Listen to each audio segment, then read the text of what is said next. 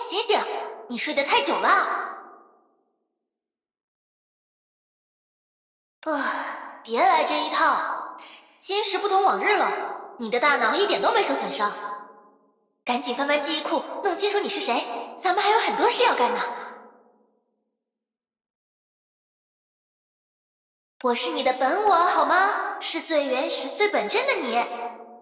我是超我，不必担心，你没有精神分裂，也没有发疯，我们就是你。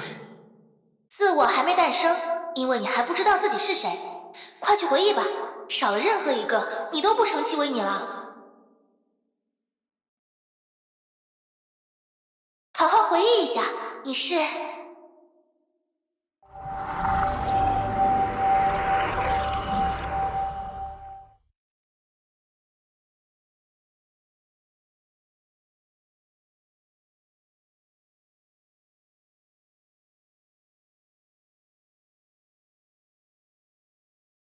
他们都是你，他们曾是你，他们是你的一部分，明白没？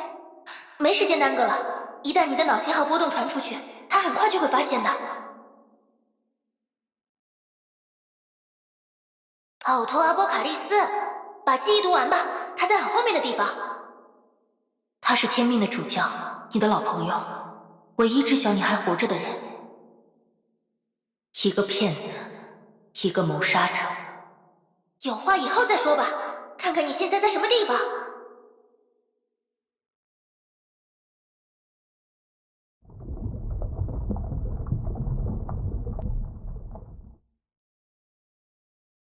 这设备维持着你的生命，它似乎治好了你的所有伤势，包括那一刀。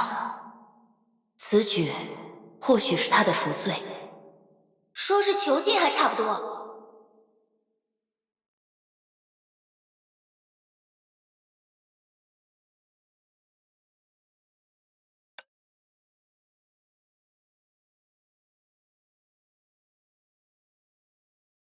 即使以上纪元的标准来看，它也是最先进的。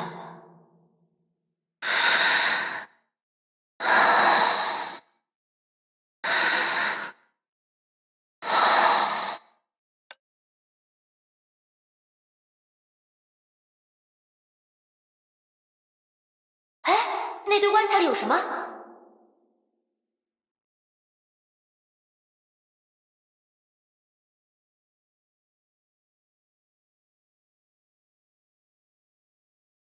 这座维生舱只有从终端输入指令才能开启。这在你的拳头面前都不是问题。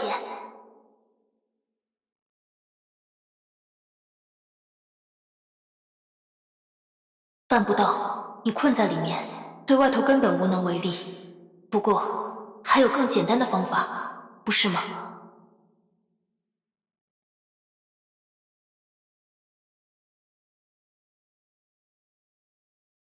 你还记得上次这样健康是何时何地吗？500年前，或许吧。太久了，实在太久了。这才是真正的你，现在动手吧。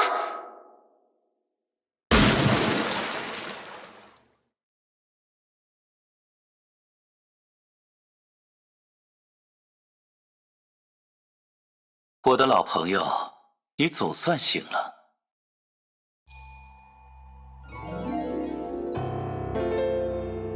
他就是奥托阿波卡利斯。你和他的关系倒是一言难尽。他自称是你的朋友，却骗了你。不打个招呼吗？好吧，没关系，毕竟你刚刚苏醒，还需要持续观察和治疗。虽说检查的结果显示你已经完全康复了，可你始终没恢复意识。我总是担心出了什么岔子。你不会怪我吧，老朋友？你还好吗？认得我吗？华成辉都认得出来，你就这么告诉他？先看看他有什么企图。我们不能攻击没有武器的人。啊，这个人随时能变出武器啊！问他，你为什么会在这里？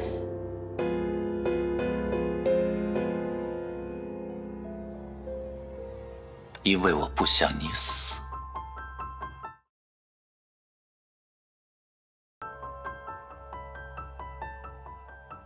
你怨恨我？啊，老朋友，这是你第2次让我伤心了。你应该明白，那是迫不得已的。我不能让你阻止我的计划，不能让它发生哪怕一丝一毫的差错。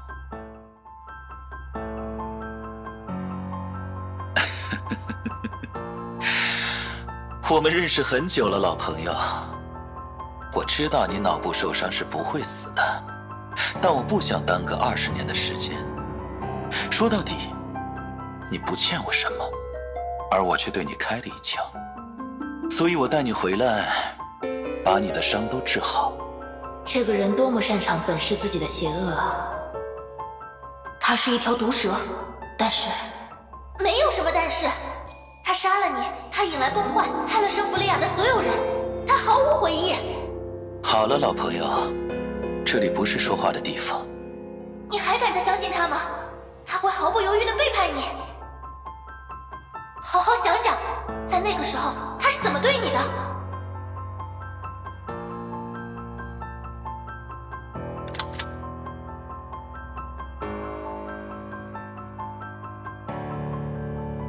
赤渊仙人，我没有说谎。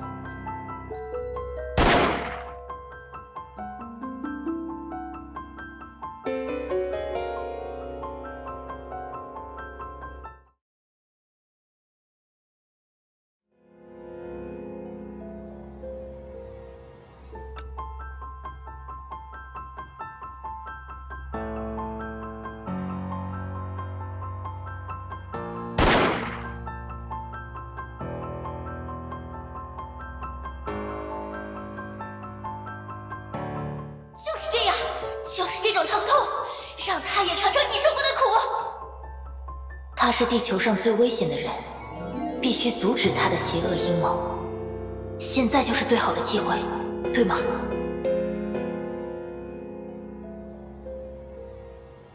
如果不阻止他，有更多的人会死，会发生更多的悲剧。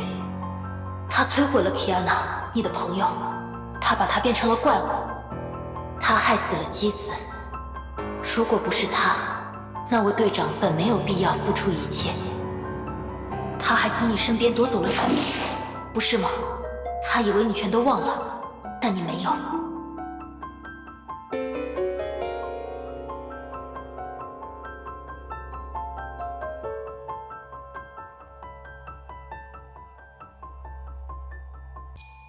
现在你可以都想起来，再没有什么能阻挡你了。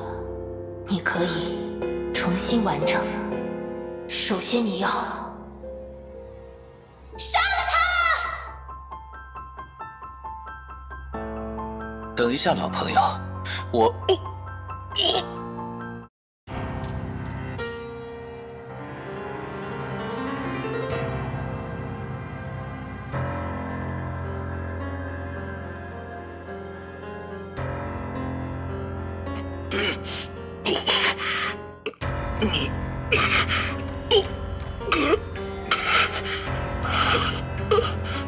多么可悲啊！这是他应受的。啦啦啦啦啦！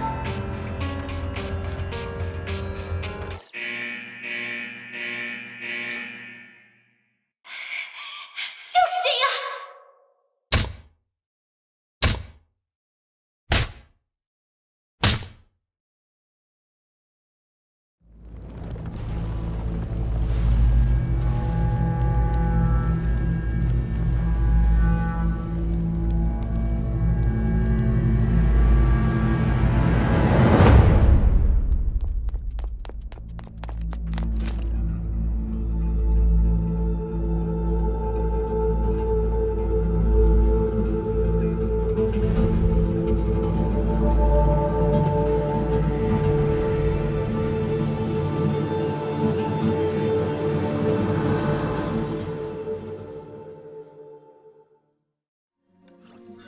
这就是我收到的情报。难以置信，天命总部已经乱成了一团，空港多处受损，爷爷奥托失踪，生死不明。天命遇到过那么多次危机，从没出现这种情况。那个奥托主教生死不明。对，幽兰戴尔已接管天命，据说第3个 S 级女武神也出动了，就连天命之战的时候也没有这样的阵仗。10天前，一定发生了很严重的事情。布罗尼亚总觉得这是个阴谋。毕竟他没那么容易倒下，对吧？比起天命主教，一个躲在幕后的奥托会干出的事情更加可怕。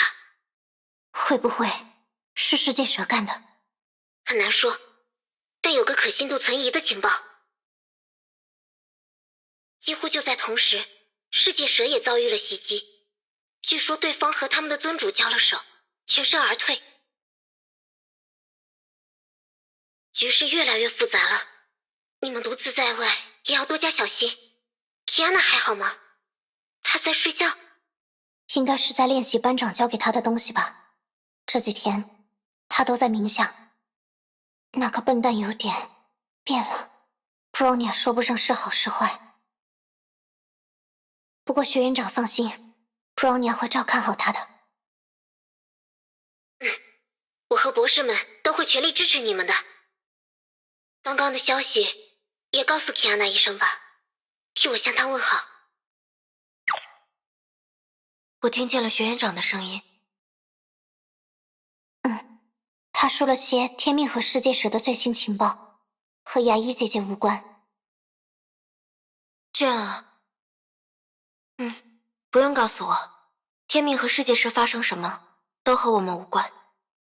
天哪，现在我没有余力去思考别的，只想把自己能做到的事考虑清楚。布罗尼亚，现在离太虚山还有多远？按照目前的行驶速度，大约明天上午抵达目的地。那座山上真的有班长留下的东西吗？一定有。班长曾告诉我，他在太虚山生活过很长很长的时间，他的家、他的门派和他的秘藏都在那里。能让你我控制律者能量的太虚剑气，一定也在那里。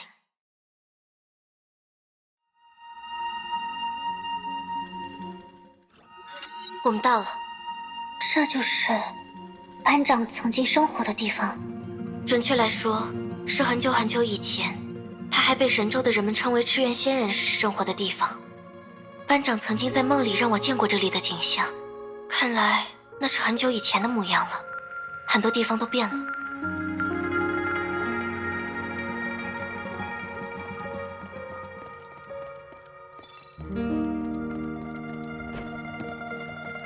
班长他当年修行的地方，应该在这座山的更高处。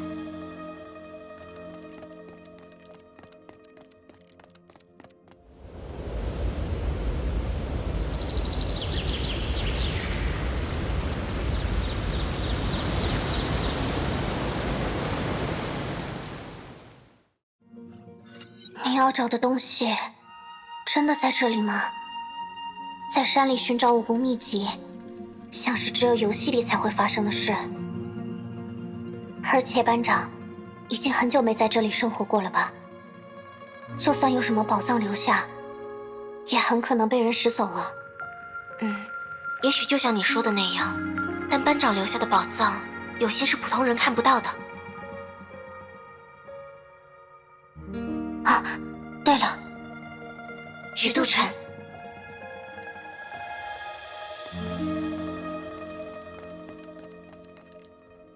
这里也有崩坏兽呢。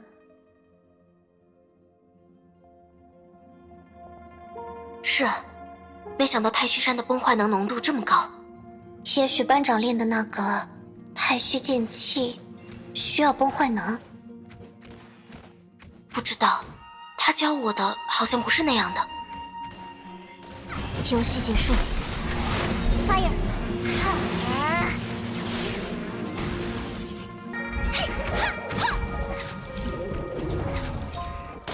重力压制 ，Fire！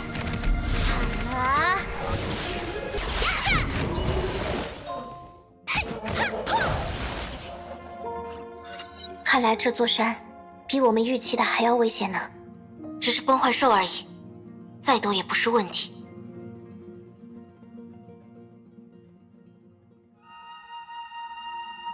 有了，什么？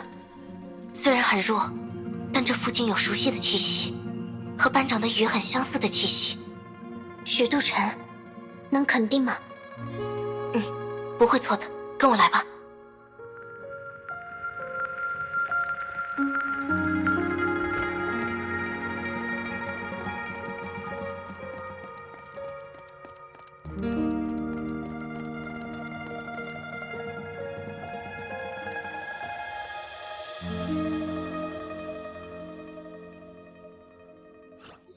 找到了。真的，本来什么都没有，我们一接近，羽毛就出现了。提安娜，你知道怎么使用它吗？我试试。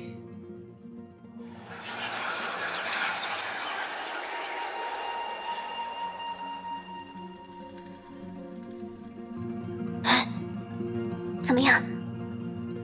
不行，失败了。大概是被施加了什么封印，羽毛和我的意识接触后，它就弹开了。难道只有班长才能打开吗？等一等再考虑吧，提安娜。刚刚的力量把崩坏兽们引来了，先把他们打发掉吧。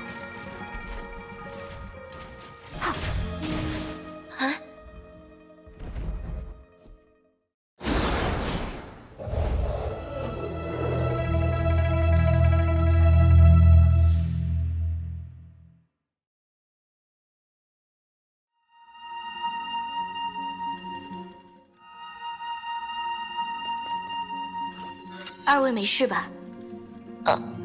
没。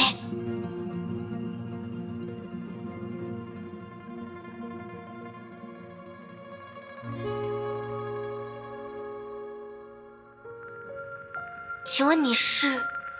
在下林朝雨，算是这座太虚山的看护者吧。此地真气盈溢，常有妖兽作祟，仙人因而在此设下结界，防止外人误入。二位又为什么来此呢？我们认识仙人。哦，你说的仙人是指赤渊对吗？我们认识他，是他的朋友。朋友。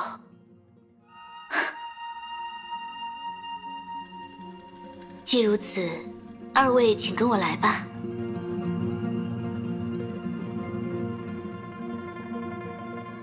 你的剑术和班长和赤渊仙人的招数很相似，那就是他的剑法，是他创下的太虚剑行之起剑断海。你是仙人的朋友，怎不知赤渊乃是太虚剑派的开山祖师？班长倒是有说过，可我以为那是数百年前的事了。太虚剑派绵延500年，迄今传承不绝。只是传统武道式微，太虚派也不能逆时代的潮流而行，不免低调了许多。加之太虚门人以斩妖除魔为己任，不逐名利，在现代更是寂寂无声了。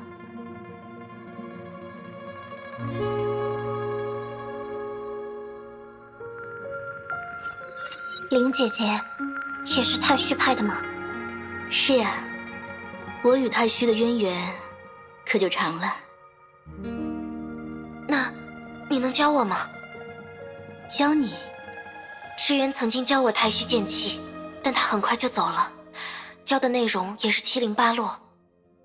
这次我来太虚山，就是想要学习完整的版本，好控制体内的力量。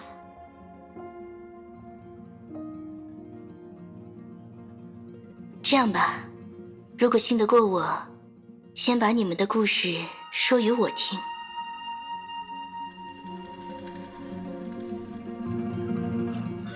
原来如此，没曾想赤渊师傅还有这样的经历，而且你居然是律者。我可以教你，但恐怕达不到你的目的。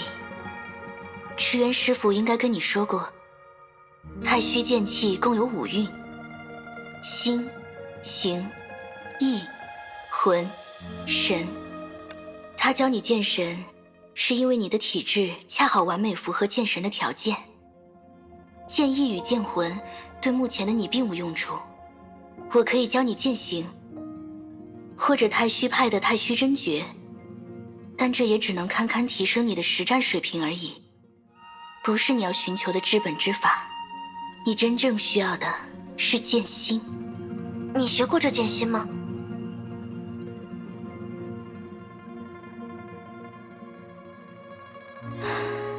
学过，但我们都起过誓，我们绝不会将剑心留给后人。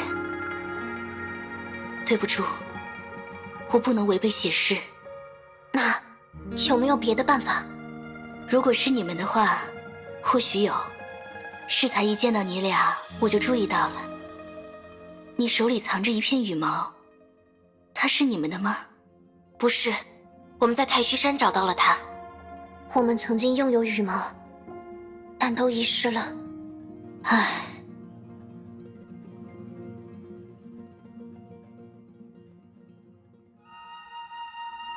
你们能够走进他的心境吗？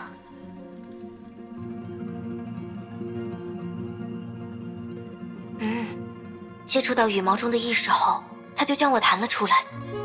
原来如此，这片羽毛保存得还很完整。赤渊师傅在上面下了咒力，非得运用剑心才可破除，可以吗？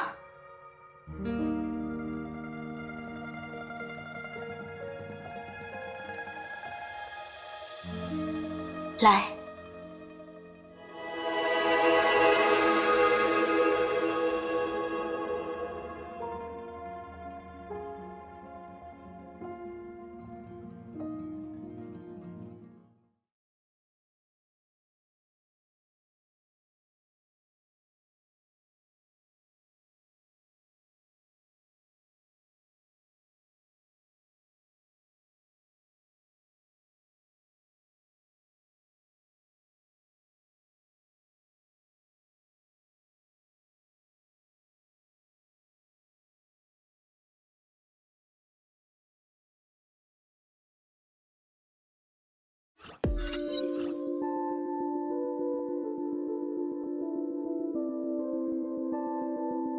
可以的话，想要入学时再换上啊。算了，早晚要习惯的。去做今天的练习吧，先慢跑1000米。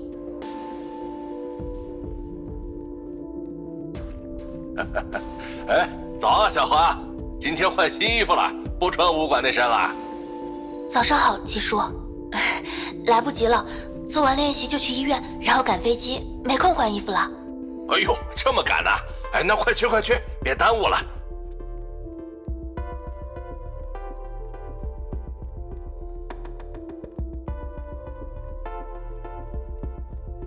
哎，阿华，你还没走啊？你不是要去那个什么沧海市吗？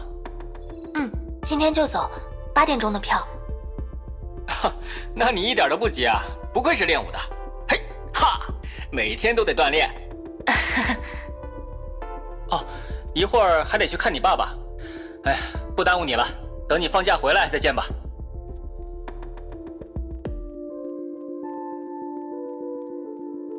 哎，小华，今天的包子豆浆还给你留不？哦，不了，谢谢。我今天跑完步就去医院，然后不回来了。好哎，唉，以后就见不到你了。去学校里好好学啊！你的成绩我们不担心的，就怕你一个人在外地被人欺负呀。我不会让人欺负的。也是哦，武馆老板的女儿，谁打得过你哦？喂，小华，小华，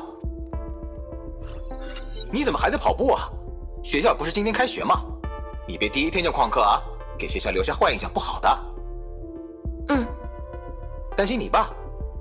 没事，我们街坊邻居都帮你看着的。你爸这些年没少帮助咱们，现在他出点小状况，我们还能让他饿着？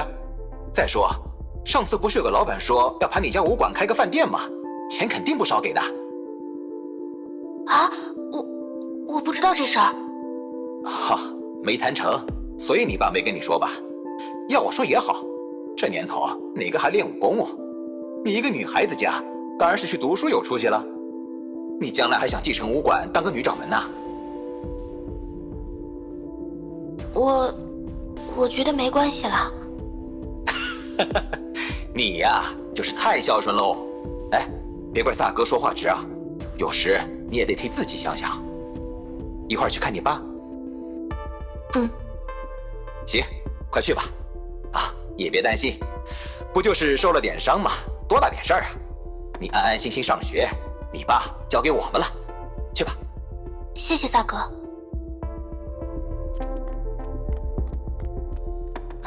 还是快点吧，我也不想太赶。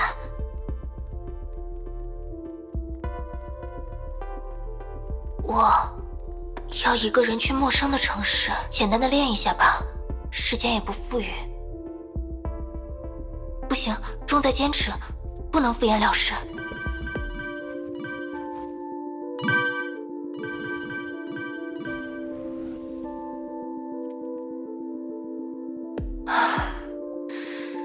这次的表现也不是很完美呢，该去医院了。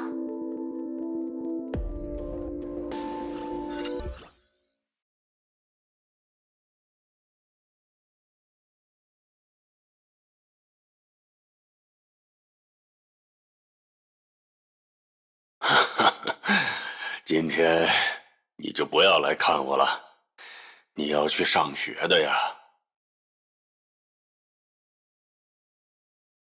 我以为你昨天就走了，来得及不？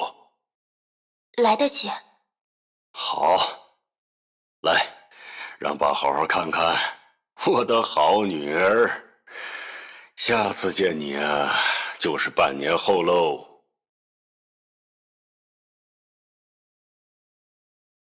你到那边去，要好好照顾自己。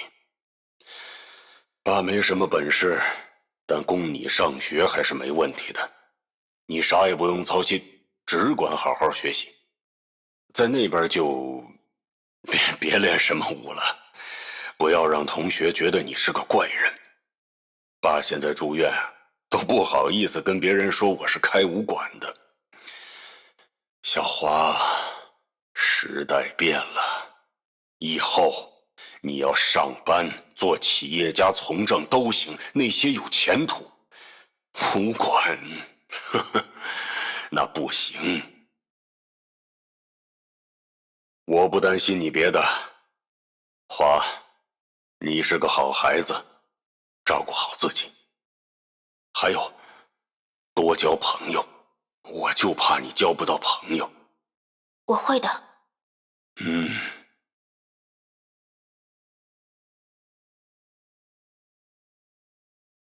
啊，时候不早了，快去机场吧，还得留点时间备用呢。证件都带了吗？行李呢？带了，行李都寄走了。啊，好，那就好，快去吧，照顾好自己。是，我走了，爸。爸这边你不用操心，过几天就出院了。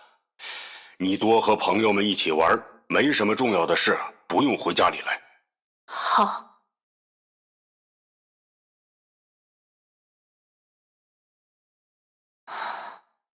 我要一个人去陌生的城市了。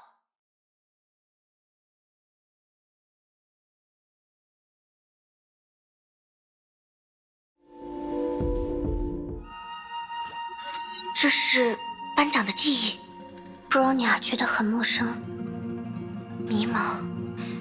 进入这段记忆时，我感到窒息般的迷茫，还有恐惧，就像一只被暴风卷入的蝴蝶，不知道自己下一秒会怎样。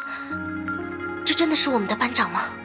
班长，他总是坚定的，毫不动摇的，他总能让身边的人安心。但刚刚的那个女孩，或许这就是他来到圣弗雷亚以前的样子。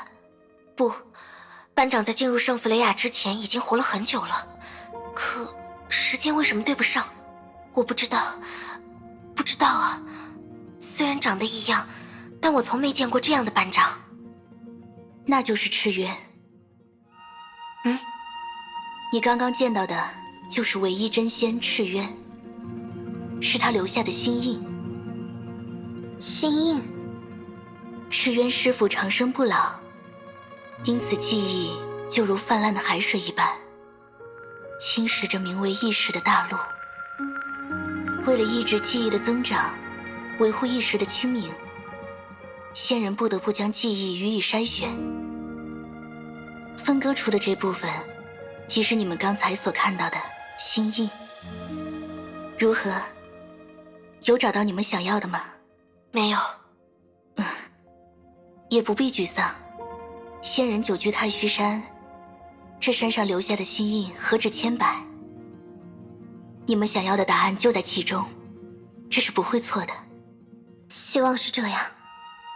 我就在此歇息。若有被封印的羽毛，可带来找我，我来帮你破除。这座山历经多次变故，有些心印的咒力已退，有些更已残缺不全，你可自行解读。你为什么要帮我们？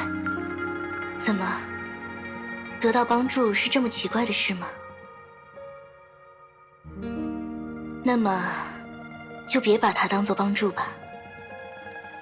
这只是我作为太虚一脉的职责。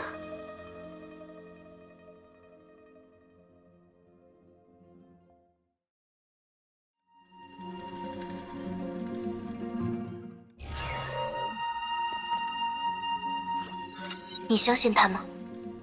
普罗尼亚不知道，但是在那片羽毛里，普罗尼亚确实感觉到了班长的存在。那片羽毛是活的，并且他想要向我们传达某些信息。普罗尼亚这么觉得。是呢。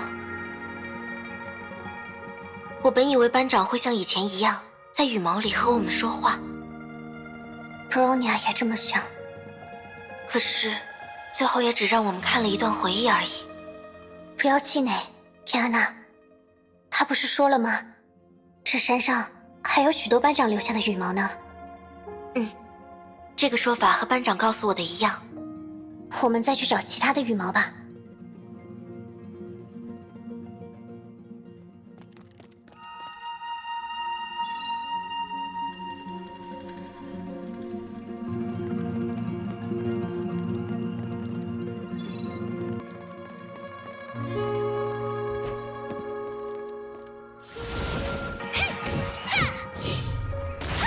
游戏结束。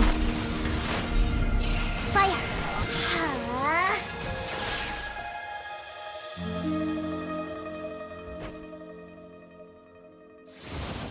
Fire！ 嘿，哈，哈，哈！哈，哈！嘿，重力压制 ！Fire！Burning Punch！这一枚有封印吗？不试试是不会知道的啦。那我就……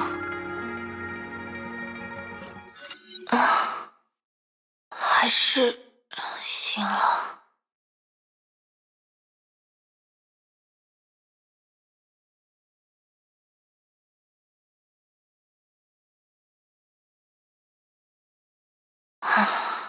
睡吧。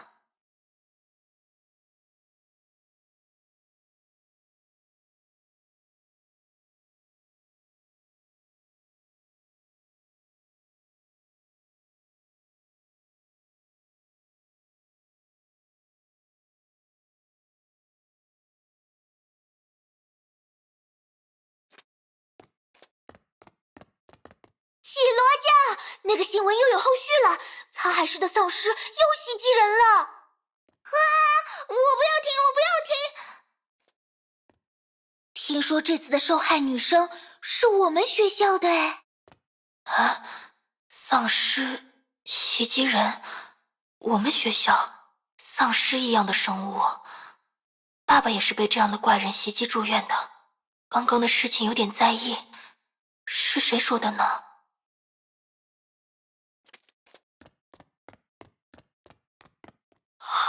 我好困啊，我要去教室里补觉。算了吧，你已经是老师的重点观察对象了。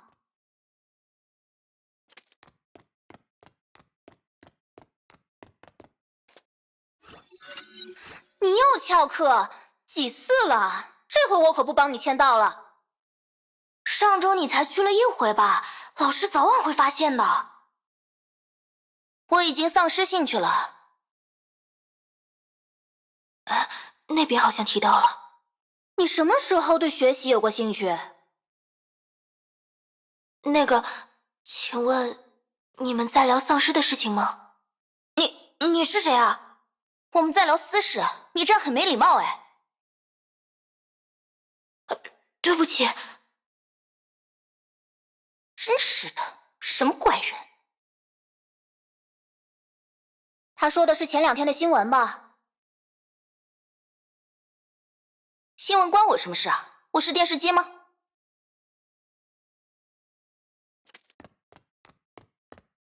你怎么啦？打起精神来！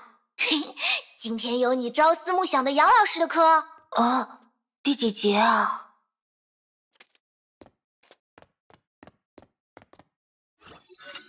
你快点吃了，我不想去晚了又坐第一排。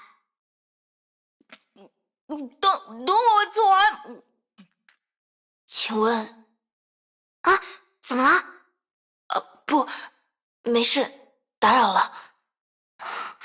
问不出口啊，而且应该也不是他俩。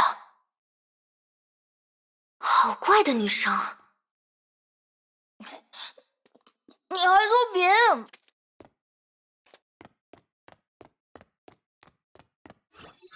嘿，不觉得很刺激吗？刺激个头啦！少看点恐怖电影。喜洛要是吓哭了，你得负责哄她哦。哎呦，那个小意思，你没明白。重点是，是刚刚说话的人。在现代都市的钢铁森林里，其实潜伏着许许多多的魔物，吸血鬼啊、丧尸啊，都是真实存在的。这回连新闻都报道了。那只是媒体为了吸引眼球瞎写的啦，怎么可能真的有丧尸这种东西？走啦，要上课了。对了，放学后要不要跟我一起去探险呀？那个穿制服的女生一直在看你，你认识她吗？不认识。她好土啊！小点声，她能听见的。上课去吧。原来是这样，那种迷茫和恐慌。他知道自己必须融入新的环境，却又害怕改变。但他试过了，他鼓起勇气，想要靠近别人。可是，没有人给他回应。我明白这种感受，没有可以称为朋友的依靠，只好游离在一个个集体之外，孤零零的。即使现在，他也是这样。天哪，班长为什么会留下这些羽毛呢？他们都是很悲伤的回忆，也是不为我们所知的回忆，就好像他想要我们更了解班长一样。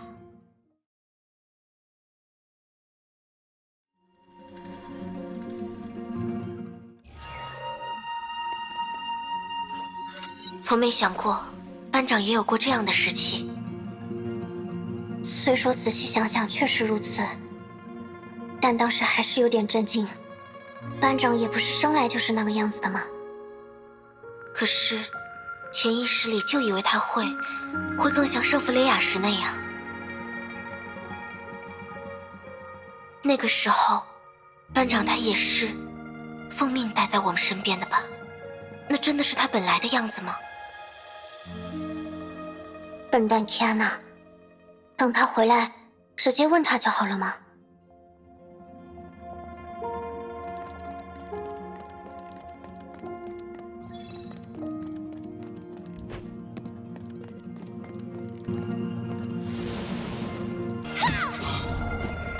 重力压制 ，fire，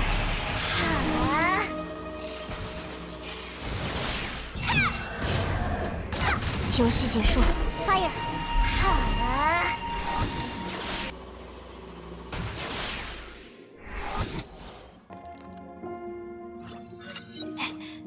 不行，这片羽毛上有封印，要去找那个人帮忙吗？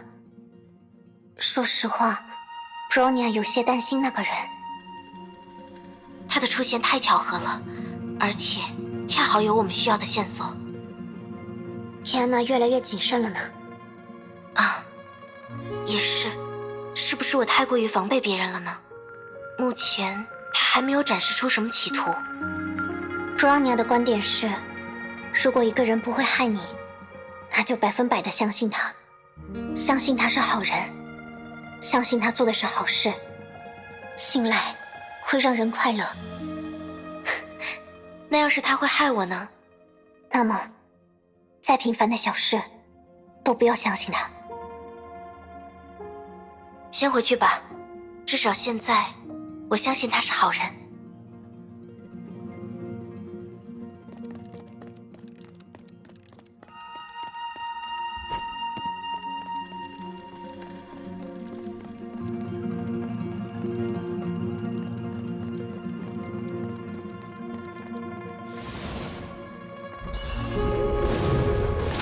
重力压制 ，fire。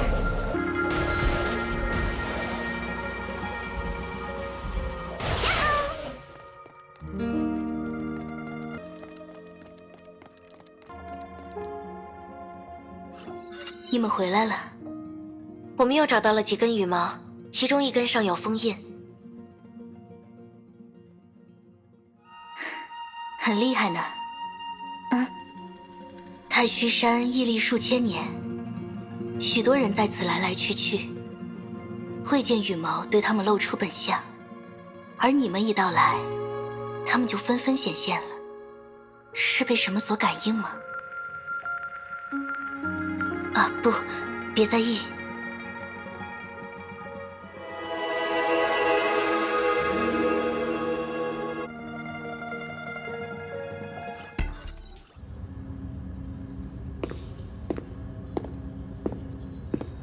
对11律者的战斗力，你表现得很好。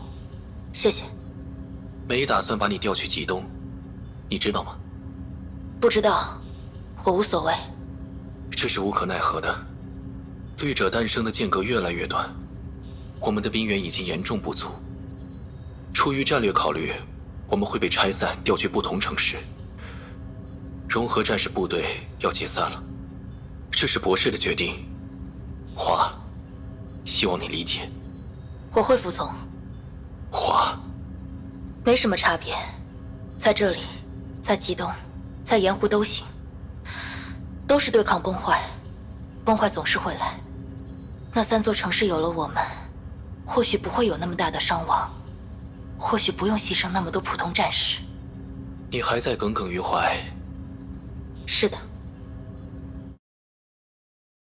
你总是期望我理解梅博士，意义何在？我理解与否，都与大局无碍。梅博士会因为我不理解而修改他的计划吗？他会吗？不会。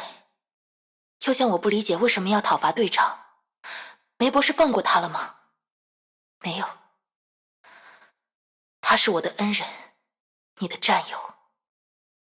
那时，他还能认出我。他笑着跟我说话，那语气和声音就是本人。律者会那样吗？可你们还是杀了他。他成为律者了。华，你心里清楚，我别无选择。是博士的命令，我知道，所以我服从。但我不理解，至少这个权利属于我。凯文，不要把博士和你自己捆绑在一起，不用替他要求我的理解，他也不需要。比起我，他更应该问问那些在改造台上咽气的战士，被超变因子扭曲的战士，手持第10神之剑而死的战士们，理不理解他？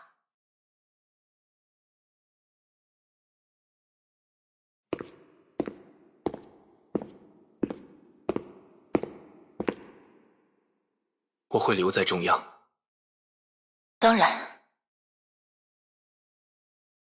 花，我这么做并不是为了他，我请求你的理解，因为你是我的战友，我们应该具有共同的意志。人类的文明如今奄奄一息，全世界仅剩3座都市还能维持正常的运作，而崩坏的攻势越来越猛烈。第11律者才刚刚死去，第12名律者就已诞生。他现在虽然在我们的控制之中，但谁也不知道明天又会发生怎样的变故。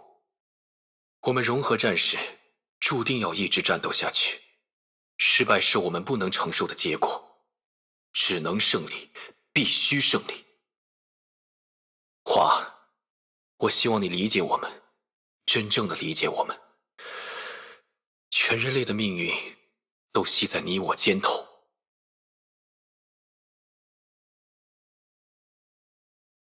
我要去找鹰，得走这条路。再见。再见。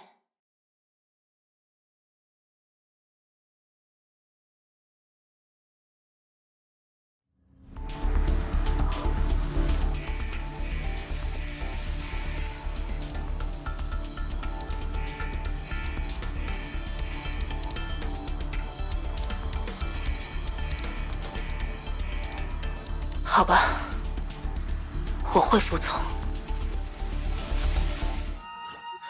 是凯文，世界社的凯文·卡斯拉纳。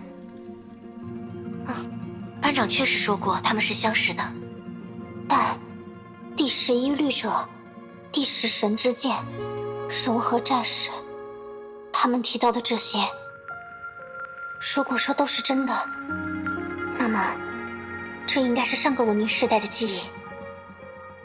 难道不仅是神州的守护者，从前文明世代开始，班长就已经与崩坏作战了吗？班长，他从没和我们说过这些，为什么总要一个人来承担呢？还有一种可能，提亚娜，这些片段，就连他自己也不曾记得了。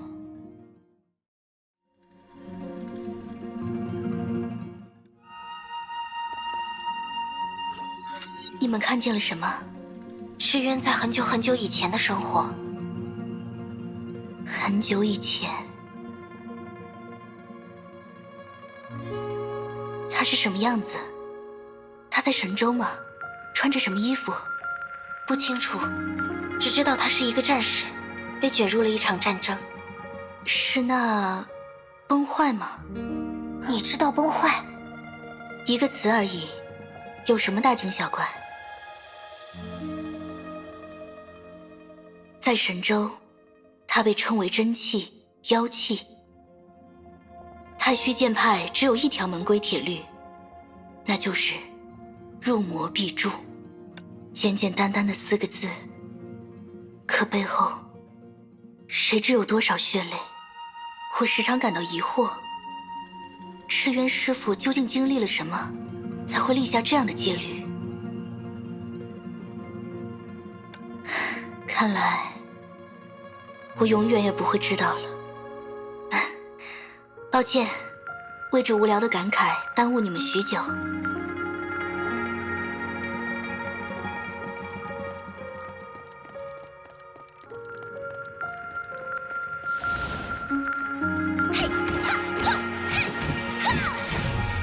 重力压制 ，Fire！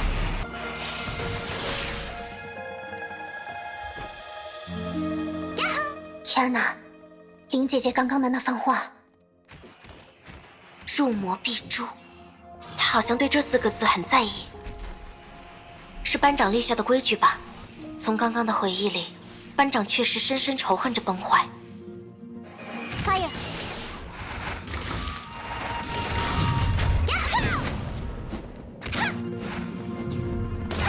重力压制 ，Fire！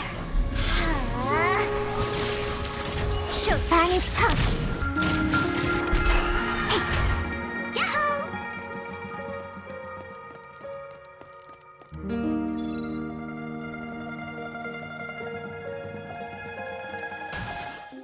喂，醒醒！喂，醒醒呀！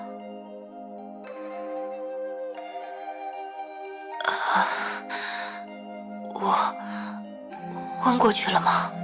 是的，已经是这个月的第3次了，不要太勉强自己啊，池渊。抱歉，最近有些疲惫。头痛吗？什么？你的头会痛吗？有时。真是的，还是睡得太少了。融合战士没有那么依赖睡眠。怎么可能？你还是人类啊，是人类就需要休息，不管大脑还是身体，都要适当的放假，才能健健康康的嘛。好了好了，我答应你，以后每天都会好好睡觉。赶紧把妖兽消灭掉，我们就回去吧。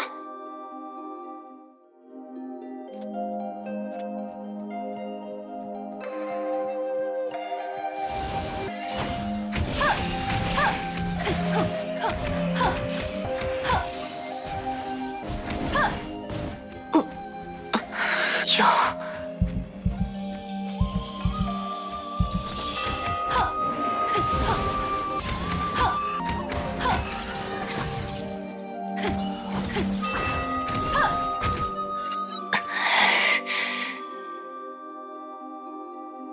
又痛了吗？感觉是怎样的？比较像是膨胀，脑袋里一下子涌入许多思绪，痛得似乎要炸开，突然发作，然后又突然消失，总是这样。最近头痛越来越频繁了。赤渊，你和我们不一样。融合因子让你的身体拥有极强的恢复力，它首先作用于脑部，令脑细胞持续活化。凡人的寿数终有尽时，而你却会长久地活下去，不死不灭，也会永恒地保留住所有的记忆，让遗忘成为难以成真的奢求。那些对我们来说稍纵即逝的时光，会永远在你的脑中重复着存在、增值与再生，最终填满你的思海。经年累月的守望，正是你的重担。那愈发频繁的头痛，是你的大脑发出的抗议啊，华。博士将宇度尘交给你的原因，你明白吗？我知道的。唉，你太固执了。我还能再坚持一段时间，请让我再留着他们一会儿吧。使用宇度尘，你可以去除那些无用的记忆。如果不舍得，也可以把它们分离出来，暂时保存在神之剑上，或者只是做简单的精神操作。你不想动宇度尘的话，那个融合战士也可以帮你。就算是为了自己好，请你尽快下决心吧。再这样下去，你的状况只会越来越差。你们两个别聊天了，妖兽的头来了！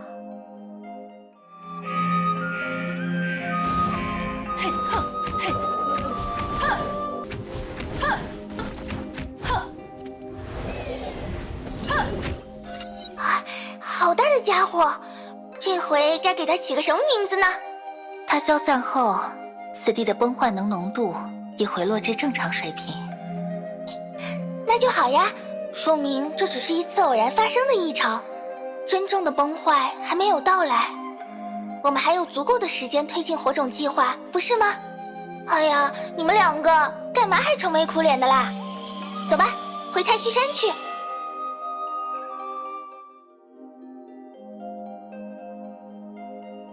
苍玄，之前你问我为什么不处理自己的记忆，是因为自私吧？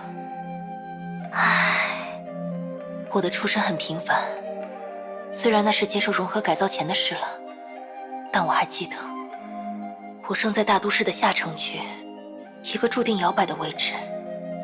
我是城里的乡下人，也是乡下的城里人，究竟属于哪里，我不知道。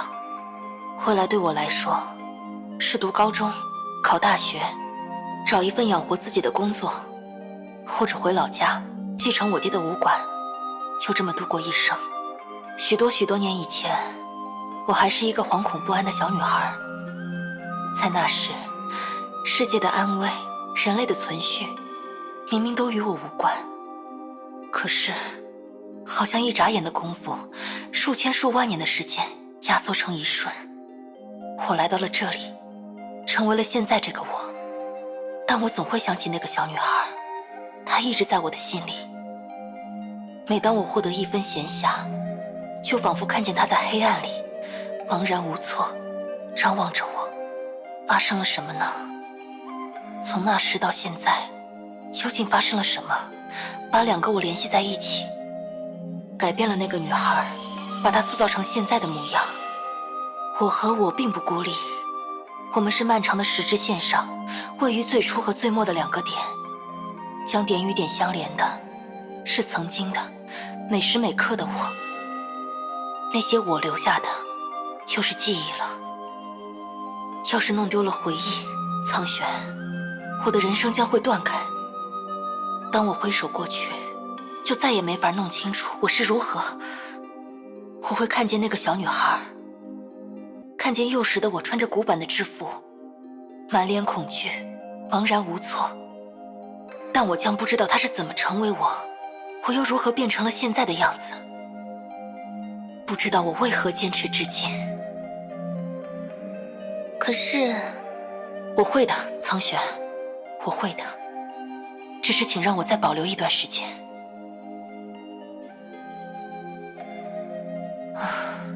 睡不着啊。可我答应了丹珠。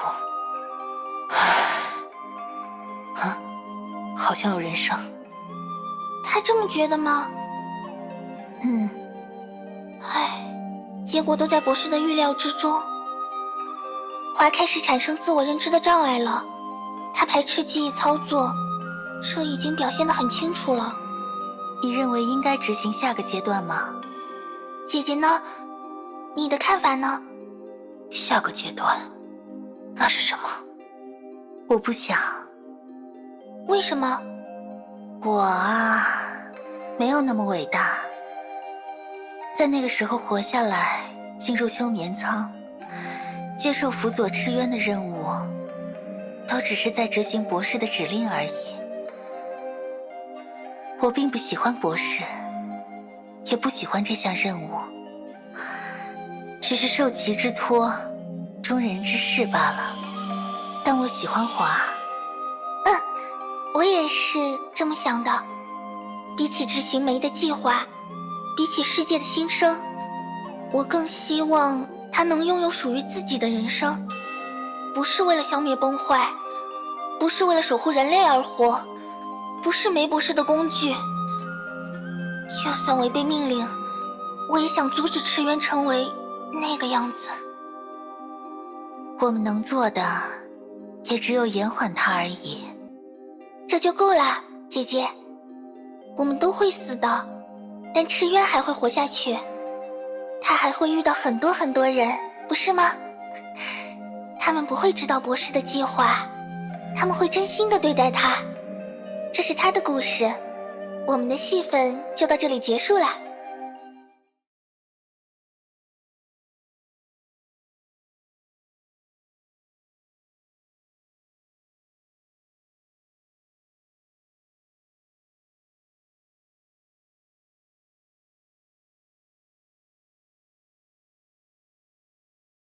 哟，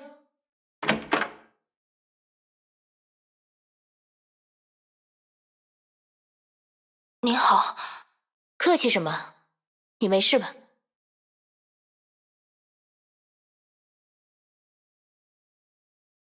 请问，外面怎么样了？什么外面？哦，沧海市。你已经不在沧海市了，这儿是我们的基地。放心，这儿很安全。你看上去有很多话想说，待会儿我给你时间。不过你要先做好准备，我可没时间浪费在听人哭哭啼啼上，知道吗？接下来我告诉你的，都是坏消息，坏到你不敢相信，坏到你觉得这怕不是在做梦吧？但他们都是真的，这也不是梦。准备好了就告诉我。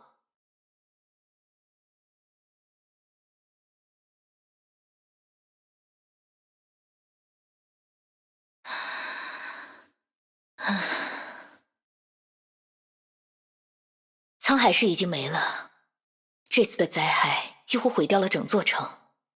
我们救出了少量幸存者，比如你，都在这里。是我救了你，所以你是我的责任。我得确定你的心智还正常，能够接受现实，才能送你出去。首先，你们会被送去澳洲，在那儿你可以申请自己想去的地方，旅费不用担心，我们承担。但也不是哪儿都能去，这次的灾害范围非常大，而且直到现在我们也没有彻底解决。这会是一场很长的战役，不过这和你们关系不大了。沧海市没了，学校也……你还惦记着学校？忘了吧，往后余生里最好离沧海市远远的，彻底把它遗忘。相信我，人生里总有意想不到的变故突如其来，你别无他法，只有遗忘是最好的良药。你是哪里人？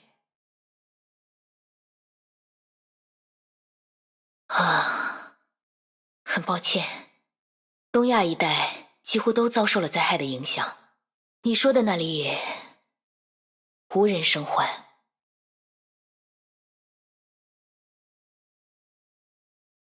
我还是让你安静一会儿吧，这确实很难接受。晚上我会再来。到底发生了什么？意外、天灾、陨石，怎么想都可以。我知道这骗不了你。那天你什么都看见了，不过你应该想想怎样对自己来说最轻松、最有利。未来还很长，小姑娘，别让自己天天做噩梦。我想知道真相。为什么？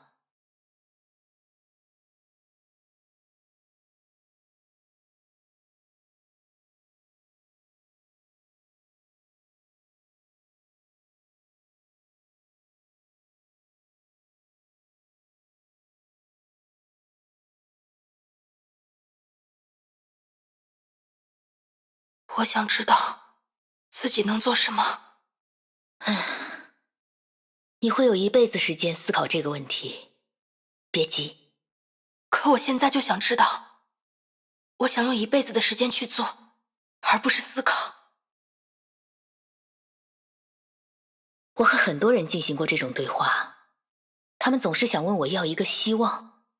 我理解，他们之前的生命被粗暴地抹掉了。要是没有希望，他们甚至不知道该怎么活下去，要不要活下去。但是，希望没那么简单。我不会给予所有人，也给不起。我只能给你们一点微小的火苗，怎么让它燃烧是你的事。如果你听懂了，今天晚上告诉我，我会让你知道真相。与之相对的是，你今后的人生都要背负它的重量。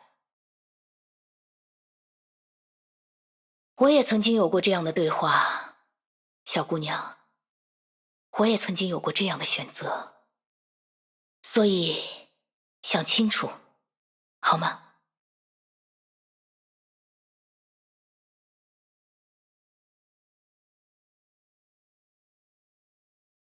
我想知道。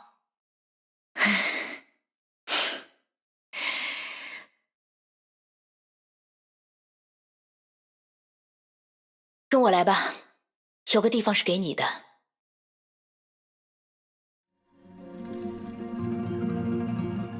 天哪！天哪！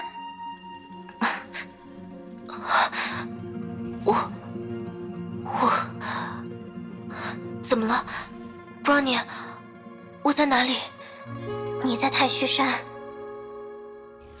哦，对了，对，我怎么了？你就像失了神一样，怎么叫都没反应，情况不太对劲。我们去请教下这是怎么回事吧。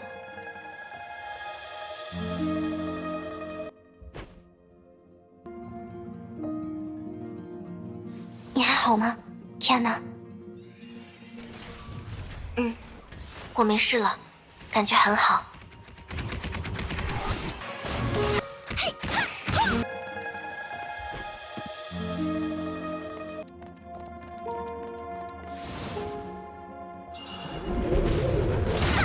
重力压制。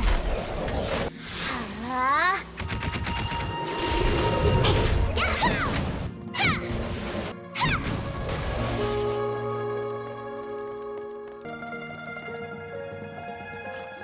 这叫做忘我。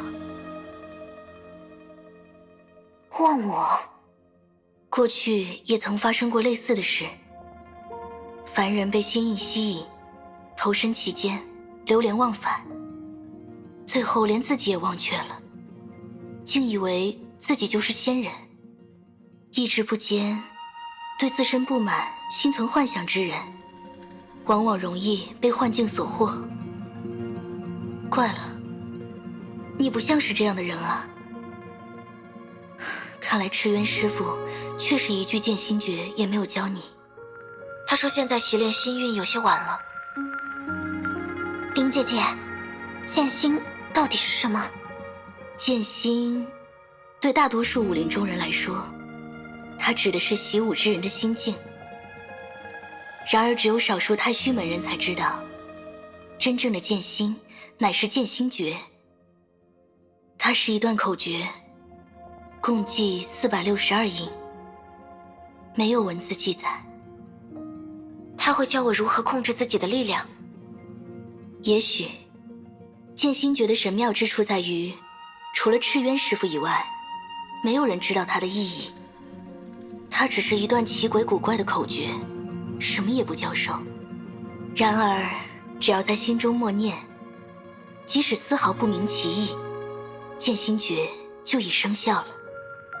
它会锤炼你的身体，磨练你的心智，悄悄将你改变塑形。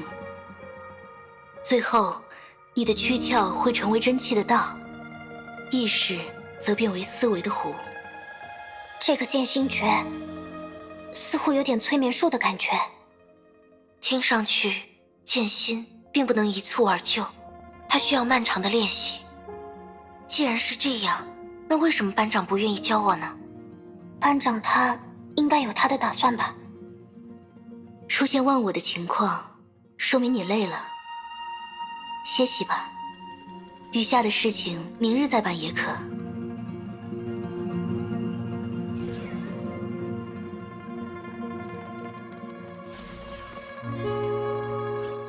能和我说说赤渊仙人的事吗？赤渊师傅的事迹，在哪里听都差不多。你和他既然是朋友，不如听他本人和你说吧。可是，他总是有许多事情不愿意告诉我。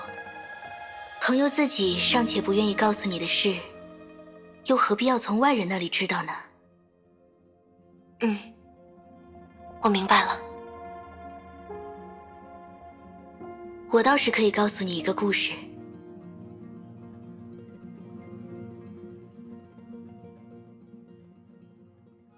500年前，赤渊收了7个徒弟，除了最小的徒弟以外，其余6个孩子的父母都曾走火入魔，变为妖物。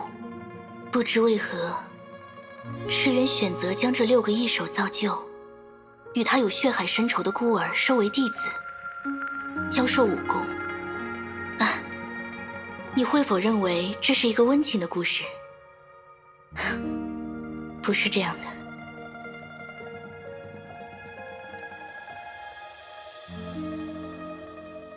后来，这7个弟子联起手来，将赤渊杀死了。为什么？那是一个子夜，赤渊从山下回来，按理说这一日迎接他的应是大徒弟，可他却没有来，来的是七徒秦素衣。这不合规矩，但赤渊不疑有他。秦素衣与师父同行上山，一路上他想把接下来将发生的事告诉师父，他差点就说出了口。可惜二徒苏梅出现了，他总是这样，总在准确的时候做出恰到好处的举动。他来了，七徒的话也只能哽在喉中。三人一路回到浮云观，踏入门中的一刻，赤渊立刻明白，他的7名弟子都在这所观中。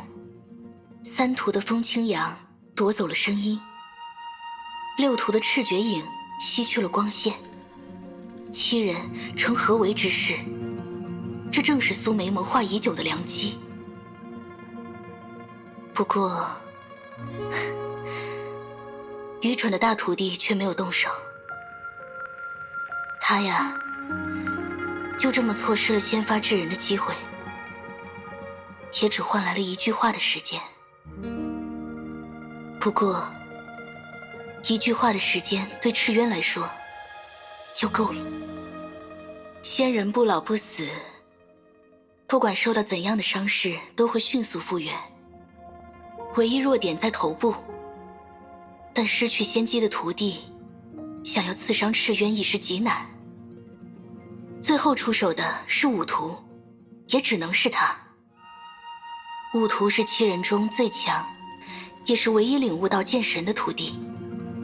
那一剑分寸妙绝，直中眉心。一瞬间，赤渊短暂失去了再生的能力，也就在同一刹，6把剑击中他的身体。天下无敌的真仙赤渊就这样死了。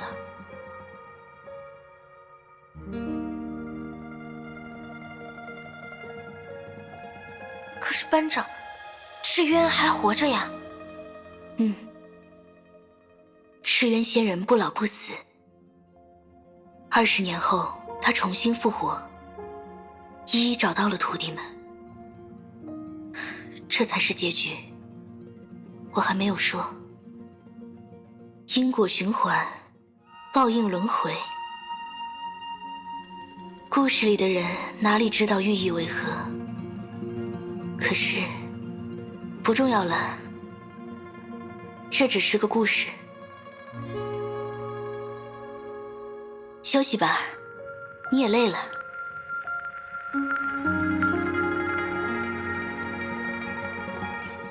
天安娜，你确实应该休息了。明天再找吧。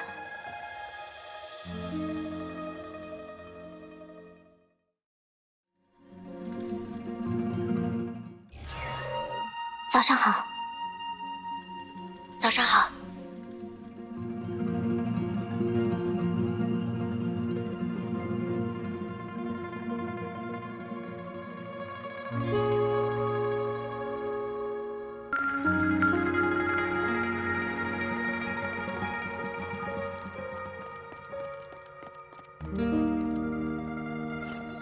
不必客气了，去做要做的事吧。还有，这个给你。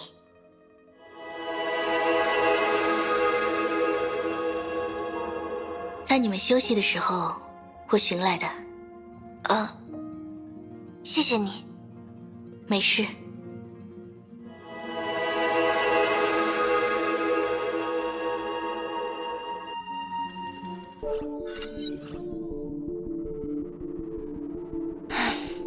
走。今天的课是数学，连上2节，物理、美术、文法和体育。不想上体育课。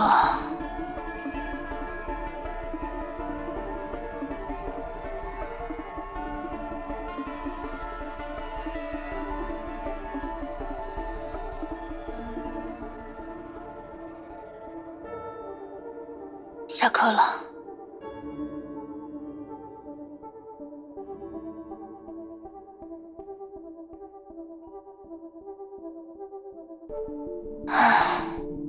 想吃面条了。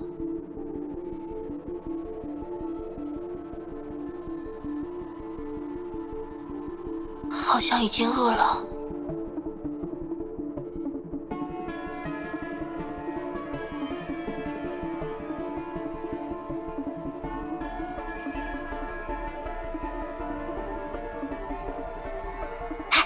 放学后咱们去哪儿？哎呀，饶了我吧，我想睡觉。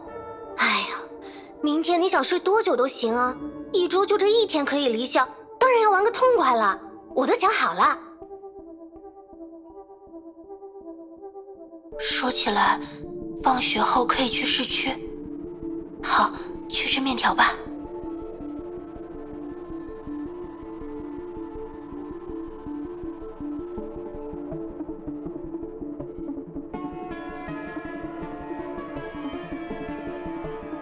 好，走吧。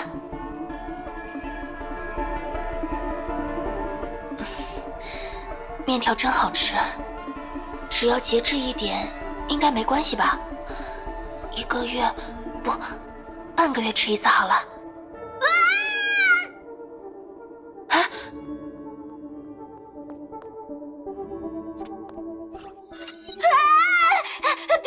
别过来！别过来！不好！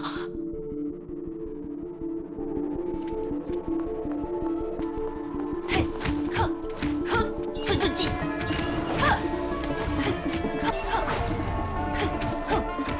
寸进！快走啊！好！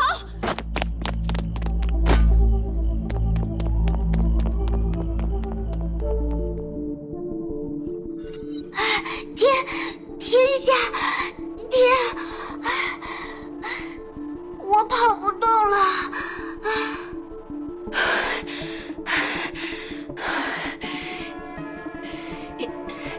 应该不会追来了。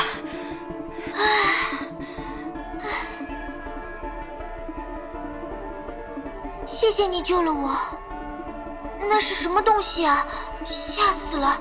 还真的有丧尸啊！我以为是段子呢。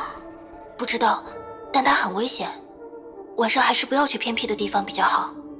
知道了，不好意思啊，害你跟我一起遭殃。咦，你这衣服，你不是我们学校的吗？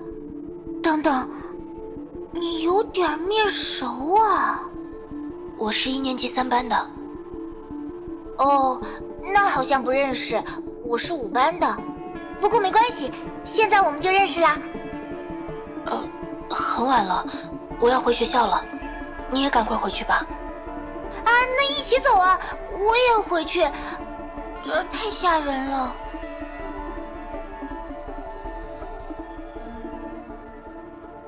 唉，要不是你突然出现，我就惨了。你好厉害啊！刚刚那是传说中的功夫吗？那下子跳了大概有这么高吧，好帅啊！我都看呆了。对了，还没问你叫什么名字呢。哎，你倒是说句话呀。那个丧尸是死士吧？应该没错，在那个时间点，崩坏就要爆发了。不过班长那时候只是个普通人吧，居然能对抗死士而不落下风，不愧是我们的班长啊！好像那个女孩子也迷上他了。之前的回忆里，他总是孤单的一个人，能交到朋友，班长也很开心吧？你这不是挺好看的吗？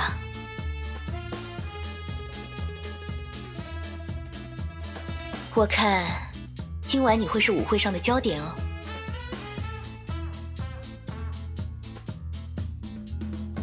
怎么了？你不开心？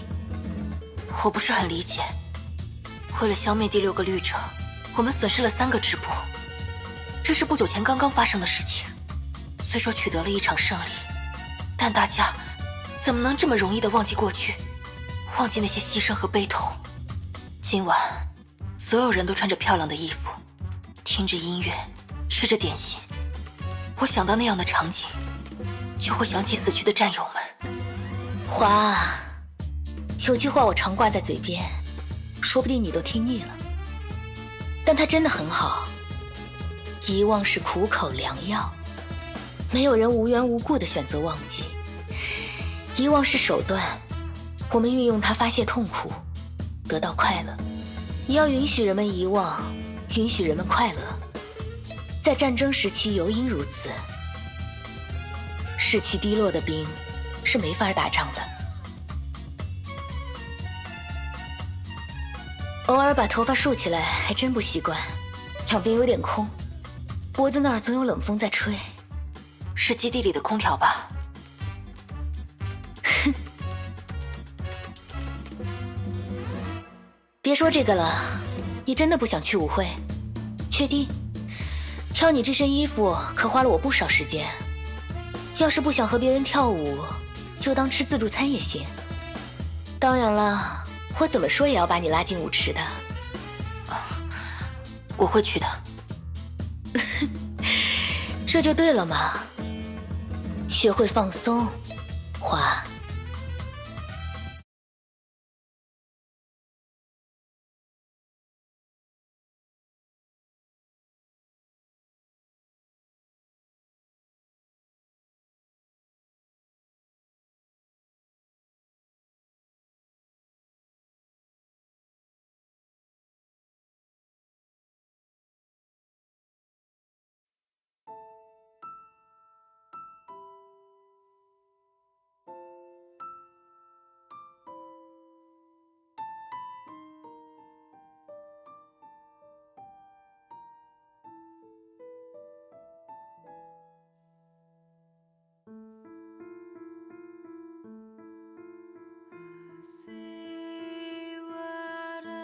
你要允许人们遗忘，允许人们快乐。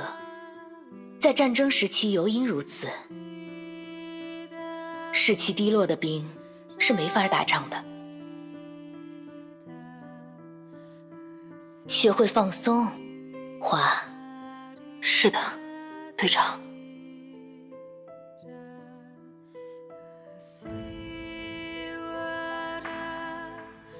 至少今晚，希望大家都能够忘记，能够放下。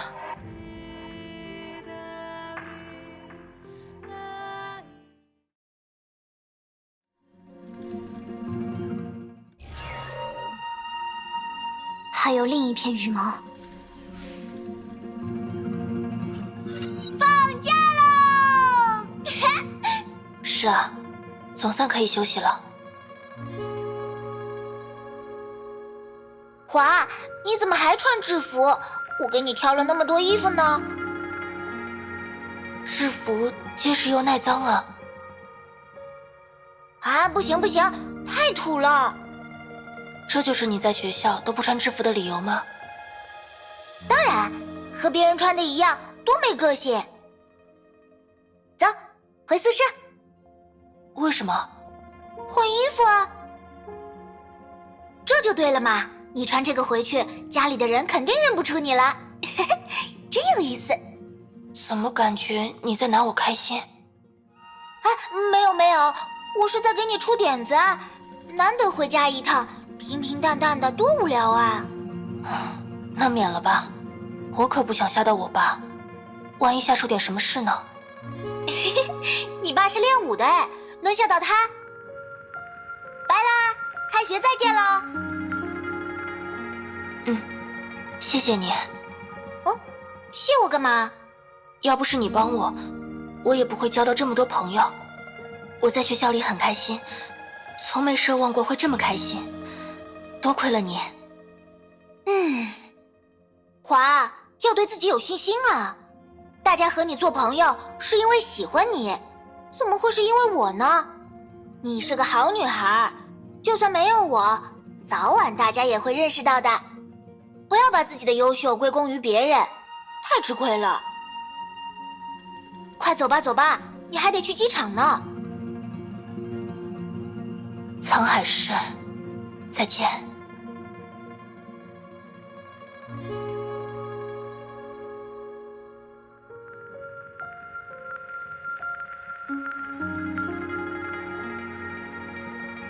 我交到朋友了，爸爸。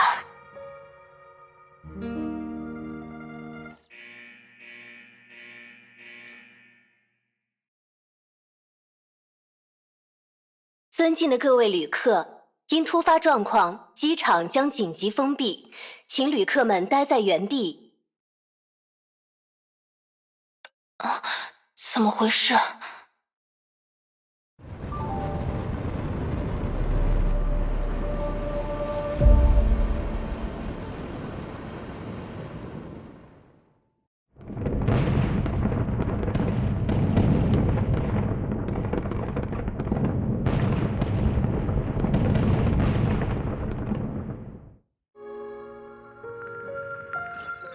这里的崩坏也降临了。这或许是班长经历的第一次崩坏吧。明明交到了好朋友。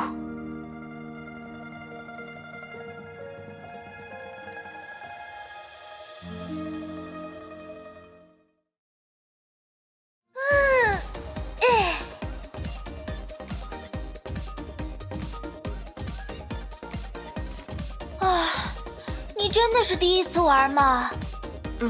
我家那里的游戏机厅，爸爸从来不让我去。那真是可惜了，你是打游戏的天才啊，1536分。你知道第2名跟你的差距有多大吗？跟我说实话，你练的功夫里有没有枪斗术？怎么可能嘛！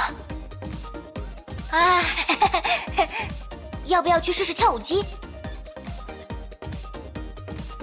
我真是服了，再这么下去，这家游戏机厅应该倒贴钱请你来玩。别说了，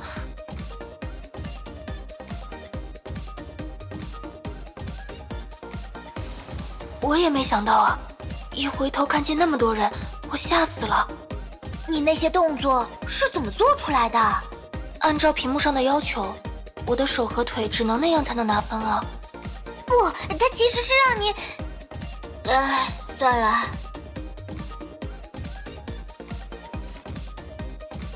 玩不玩赛车？这个你总不能用功夫解决了吧？好开心！游戏就是让人开心的嘛。一会儿去吃什么？面条、西餐，我请你。不用了，我有钱。那回学校的车票你请，晚饭我来。好。你为什么周末也住校啊？你家不是就在沧海市吗？我爸妈不住这儿啊，没有人等你回来的地方不是家，只能叫房子。你好成熟啊！哈，你居然说我成熟？下次我带你见见我妈，你当着她面说一遍。我跟你说，你见到她肯定吓一大跳。感觉话里有话。嘿嘿，我有没有跟你说过我是军人家属？其实当兵的是我妈。你怎么不吃惊啊？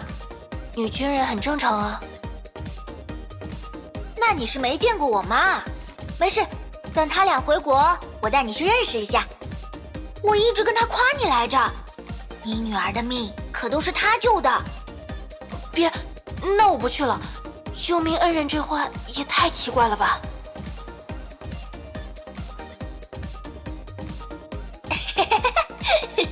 开玩笑的，我就说你是我的朋友嘛，最好的朋友。哎呦，别害羞，走吧，吃饭去。好。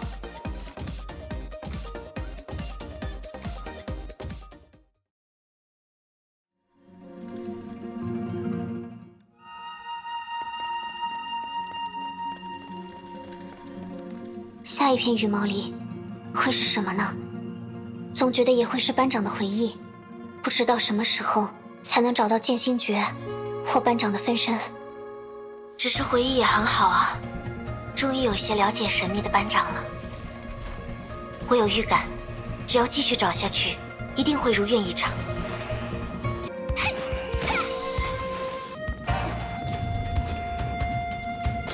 重力压制，Funny Punch， 嘿，可别抢了本。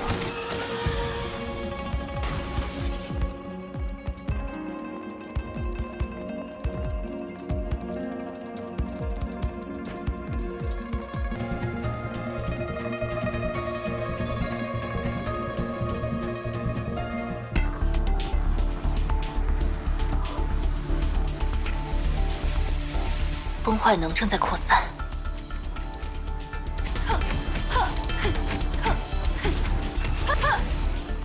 看样子第12律者逃脱了。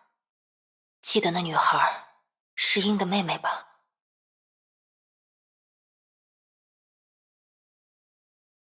凯文说去找鹰了，他应该在律者附近。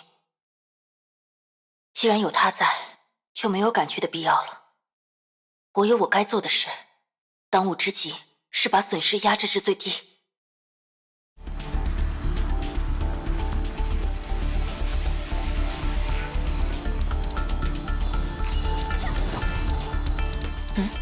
没有侵蚀痕迹，并不是死尸，但确实有少量崩坏能附着体内，性质与量都差不多，我应该能处理。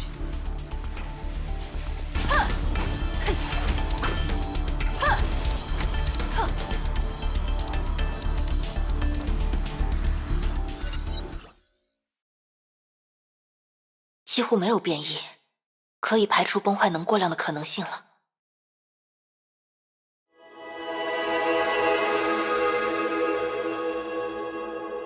啊，有反应。虽然不是致幻、催眠或洗脑，但确实是针对精神的侵入攻击。这是第12律者的力量。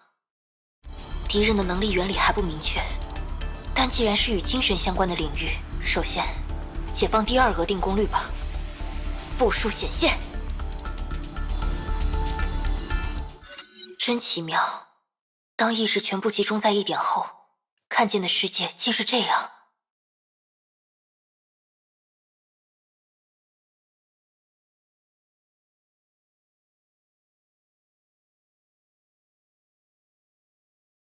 神之剑的作用范围已经扩展到整座基地了。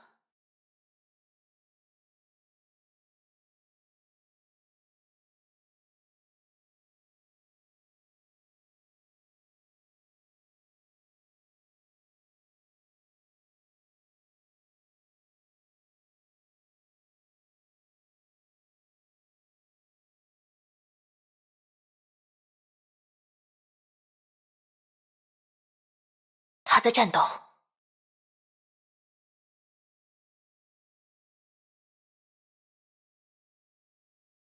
谁？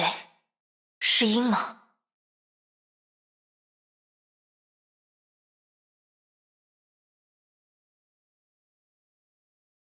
找到了，是他在侵蚀这座基地，但愿还来得及。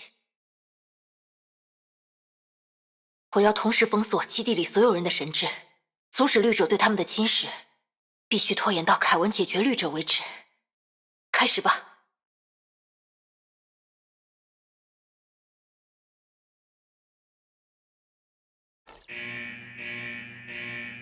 被发现了，厉害！这律者一边和凯文与鹰作战，一边还有余力对我发动攻击。用神之剑复制我的意识，去除无用的人格，只保留对崩坏的敌意。作为卫士，这就够了。去吧，不要让他干扰我。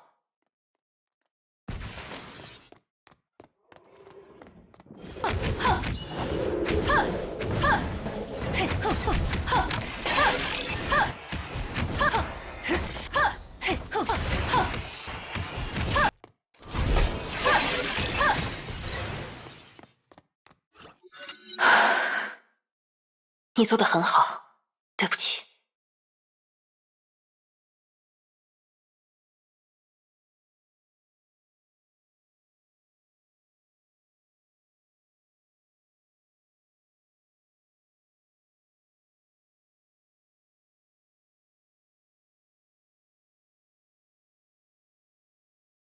别想这些了。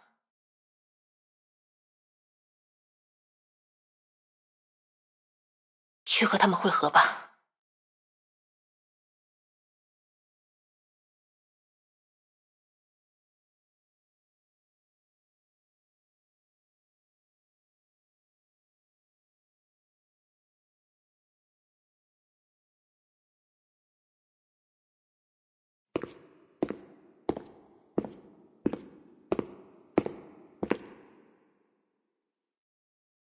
我看见基地里的人都像失了魂一样，就知道是你。凯文，第12律者已经被封印了。是吗？鹰还好吗？他死了。这次的律者能力像是某种病毒，它不仅可以害入电脑，甚至还能侵蚀人类。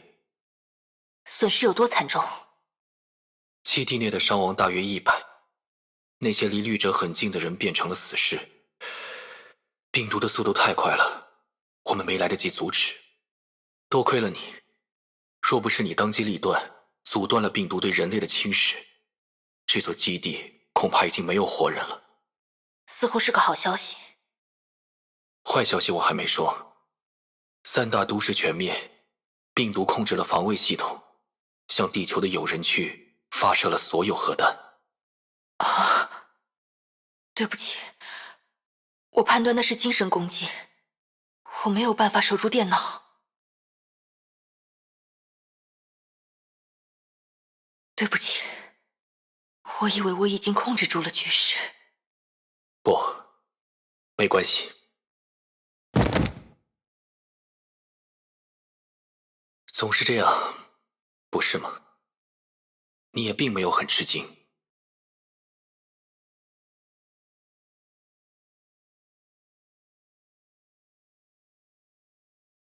人类总是惨胜，付出巨大的代价，获得微弱的胜利。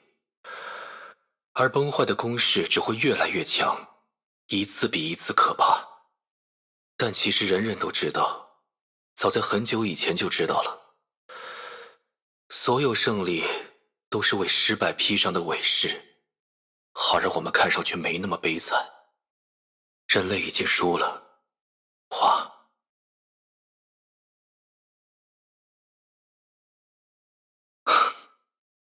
但这是一个我们绝对不能当作真理接受的事实。我没料到你会这么说，我以为谁都可能放弃，只有你永远不会。要听实话吗？我没有放弃，因为我从没坚持过。我才不在乎崩坏是什么，人类会怎样，我一点儿都不在乎。我不是为了拯救世界、守护和平才加入烛火之恶的。我一直都那么自私，可是，一路上我走过来了，我就这样走过来了。我不能向任何人承认，我不能向他承认，尤其不能。我本以为自己是个无药可救的大烂人。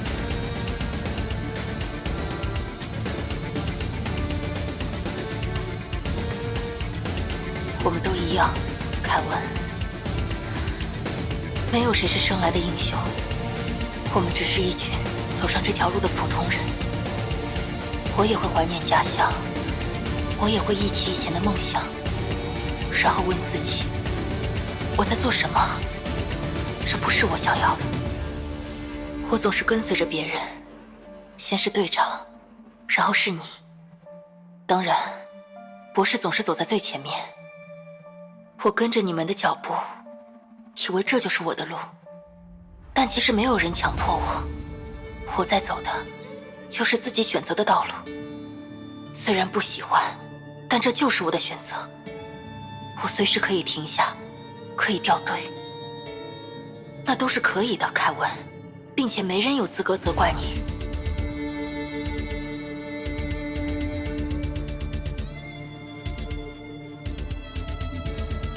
可是我有。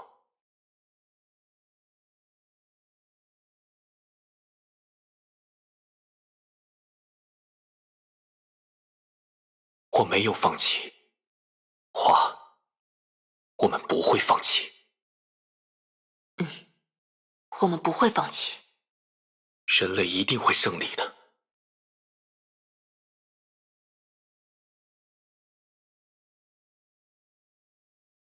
走吧，去战情室。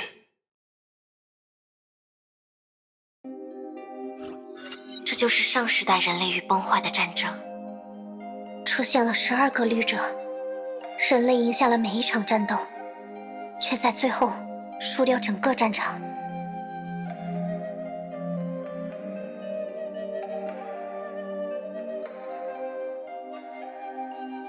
没想到凯文也有过这样的经历。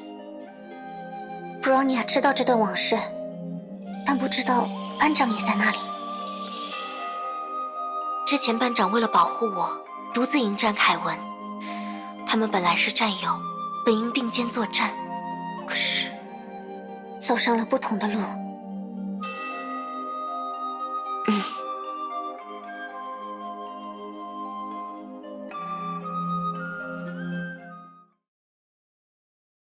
再见就是万年以后了，花。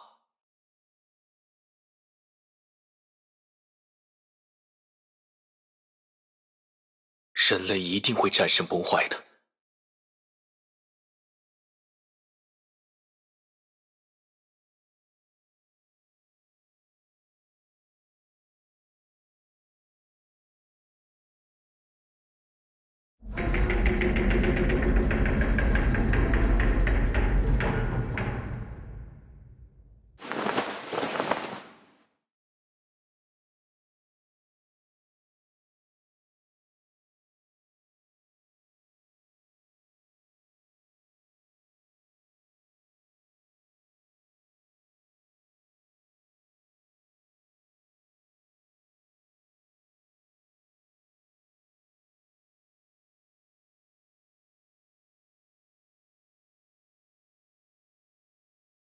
真是那个人的做派啊！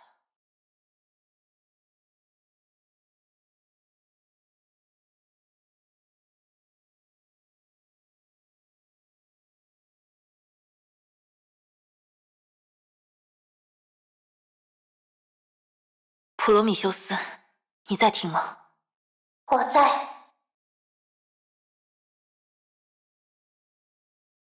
我还有多少时间？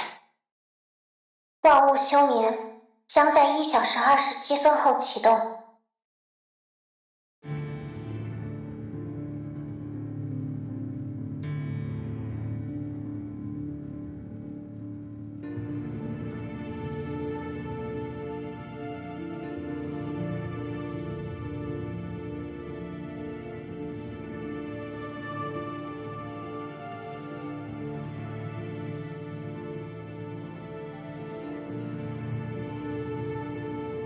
花，爹以后就把这家武馆留给你。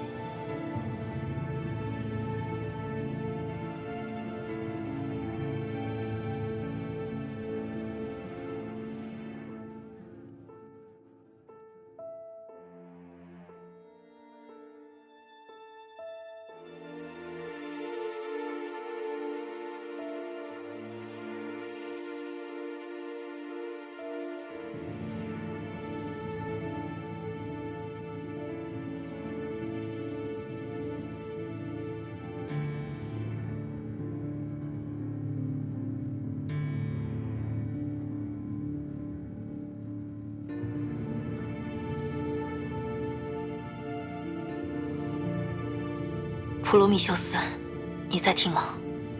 我在。时间。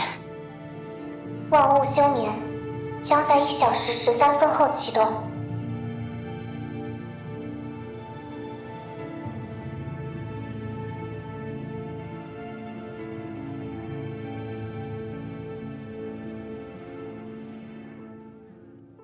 还有1小时12分钟的自由活动时间。不必了。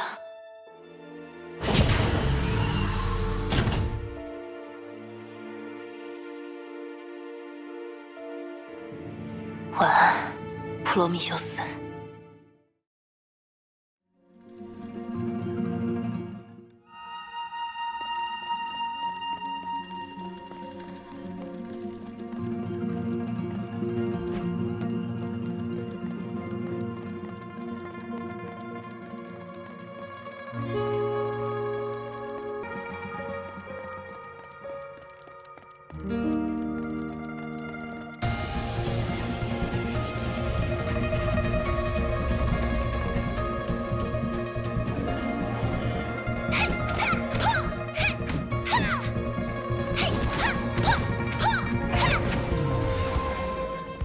重力压制 ，fire，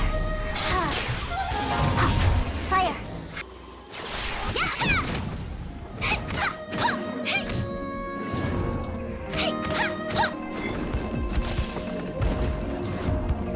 游戏结束。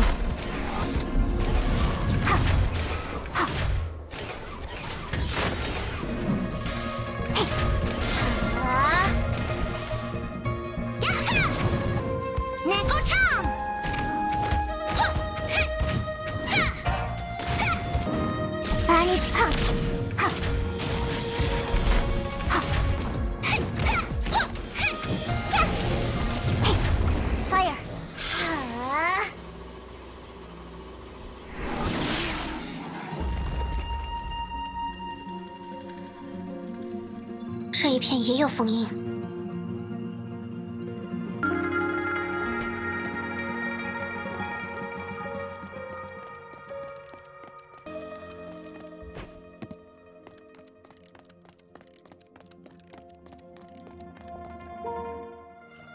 真了不起。不过短短2日而已，在你面前显身的心印，怕是超过500年来的总数。你曾说自己是赤渊的朋友，那时我半信半疑，如今确凿无疑，你一定在他心中有着重要的位置。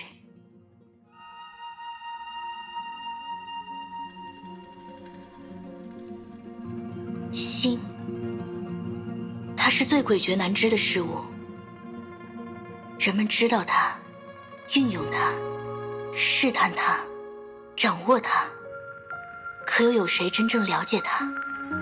知人易，知己反而最难。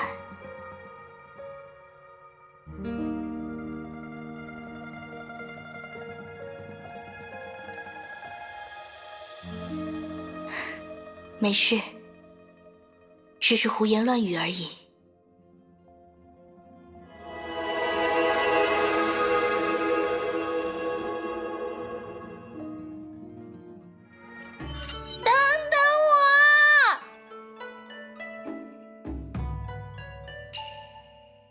你变慢了。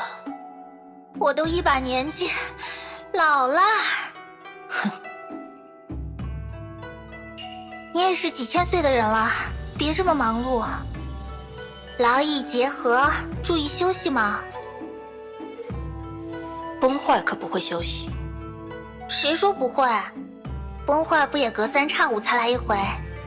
这些年我们见过的妖魔全都不成气候，真正的崩坏还远着呢。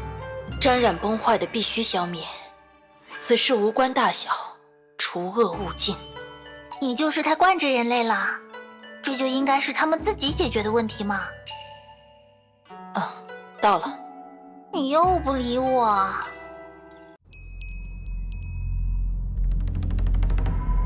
奇怪，附近有妖气，但这村子好像完全不受影响。赤渊，这有卖糖葫芦的，你想吃吗？找当地的人问一声吧。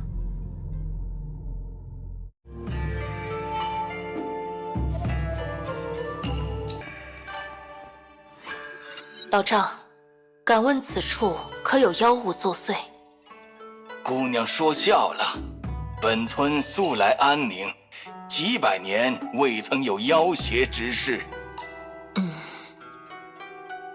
这里的人怎么说？都说没有见过妖兽，不过我能感觉到，不远处就有一道妖气。很强吗？不，普通的崩坏能反应而已。但它太近了，村民的反应又太过平静，其中必有蹊跷。那就不是我们要找的大妖物吗？那也不能轻忽大意，我亲自去看一看。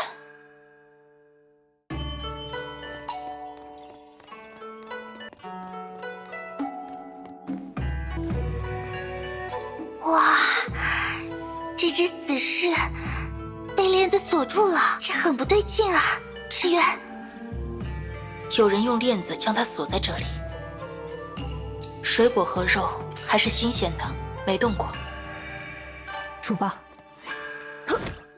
等一下，先别杀他。为什么？你不觉得奇怪吗？他显然是被关在这里的，男人不杀他，还给他吃的，这背后一定有什么内情。先查清楚再动手也不迟。没有必要，他已彻底走火入魔，这是无法逆转的。死尸活着就是祸患，早晚必要除去。那就晚一点嘛。小璇，你似乎总想阻止我消灭崩坏的产物。我不喜欢你战斗的样子，很冷酷，很可怕。其他的事情我都依着你，但这可不是耍性子的时候。那至少问问村里的人嘛，好不好？至少问清楚发生了什么，再动手也不迟啊。走吧。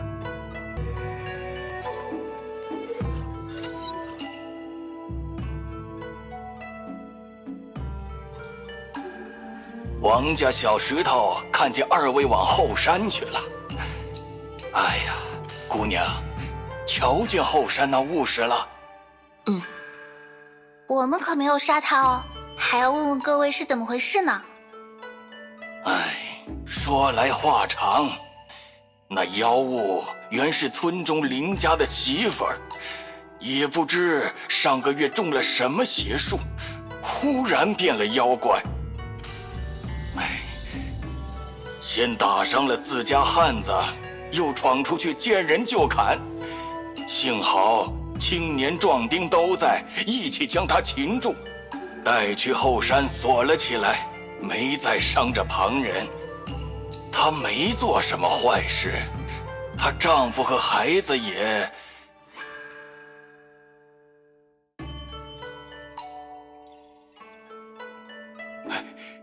还请仙人开恩，救她一命。他已走火入魔，我别无办法。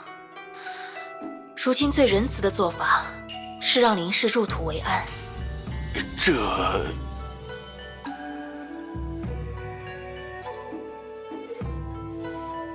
那只求仙人饶他一命。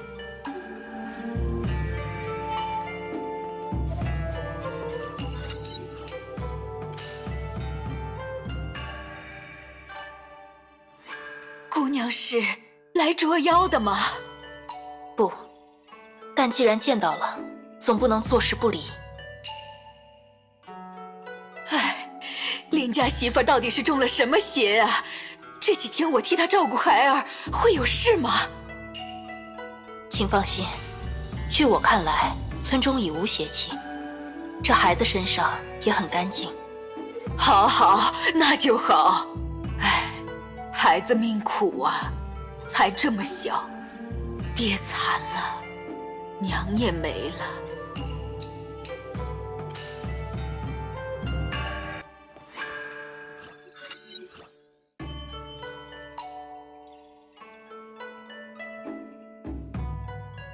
姑娘，莫非是仙人？哎，你原来认得他？仙人莫要见怪，这里是偏僻乡下，实没见过神仙。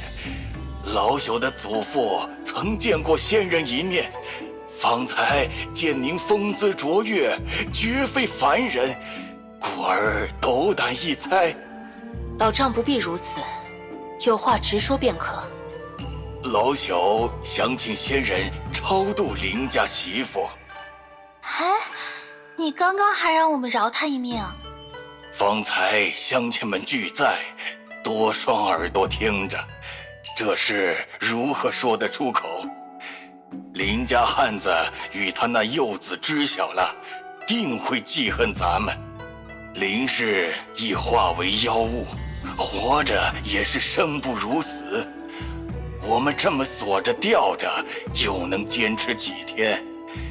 村里人明着不说，暗地里都惧怕，担心林氏哪日挣脱了困锁，又来村中杀人。我们都是凡夫俗子，对除妖一事哪有计较？幸而仙人今日到访，想是冥冥中自有天意，着仙人来除此妖。容我考虑。出发。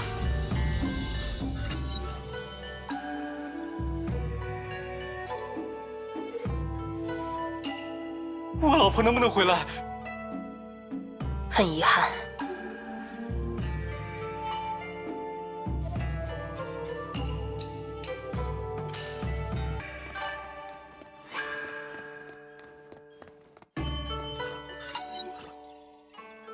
小璇，这类事情总是有的，不能为了一时心软一下祸患。要去超度了那姑娘吗？我没有别的选择。走吧。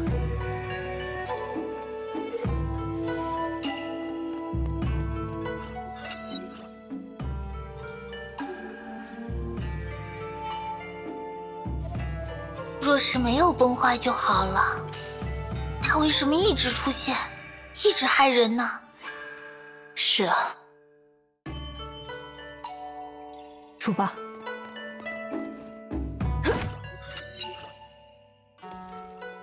小璇，你生气了吗？没有，是伤心。因为那个死士？不，赤渊，是为了你。制造我的时候，他们对我说，赤渊有一个使命，是个冷酷又无情的残酷使命。啊，直说了吧，我们不喜欢这件事。他有自己的人生，他应该拥有自己的选择。但是，一切都设定好了。如果没有人看护着，他一定会慢慢走向那个使命吧。他就是那样的人。所以，我们创造了你，但我们不会给你下达什么指令。毕竟我俩都背叛了上级，也没什么脸面要别人听咱们的话。你就用自己的眼睛看着赤渊吧，他看上去有些冷，但实际上是个很好相处的人。我相信你也会喜欢上他的。那样的话，希望你会做出和我们一样的决定。没有的话，也行吧，毕竟我也不会知道啦。以后，赤渊就交给你了。辛苦你了，小轩。他们违背了命令，想尽办法让你远离战场。我也很努力了呀。我总是打扰你练功，阻止你用羽渡尘。我想尽办法，好让你和人们更亲近一些。我能做到的，就只有这样了。我让你失望了吗？不，赤渊。你从来不会让人们失望，你为别人做了很多，每个人都看在眼里。我失望的是我自己，想用我们的期望凌驾你的使命，破坏博士的计划，试图把并不重要的东西留在你的心里，还是没能做到呢。对不起。为什么道歉？和你生活在一起，我很快乐呀。只是遗憾，没办法永远陪着你。1000年的时间很长，可对我而言还不够。我的电池总有一天会损坏，记忆体也会冷却，我会陷入沉眠。但我不会离开你，赤渊。我会一直等待下去，等待能够拯救你的人们出现。就算你愿意为了世界牺牲自己，一定也会有人比起这个世界更重视你。这样的人一定会出现的。赤渊，你不会孤单。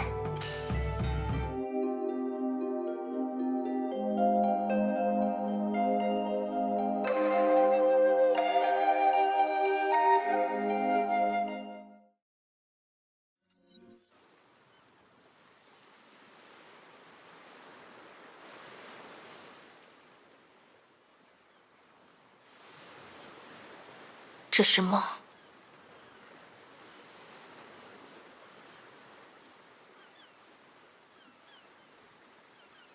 真难得啊，我做梦了。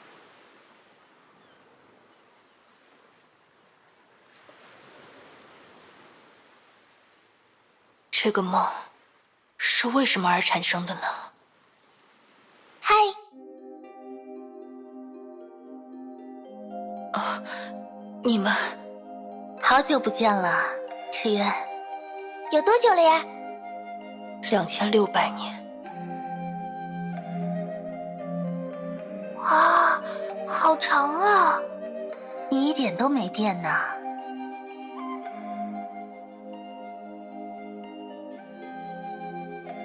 这是个梦，对吗？不知道呢。既然我们还能对话，应该是这样没错吧？我们已经死了。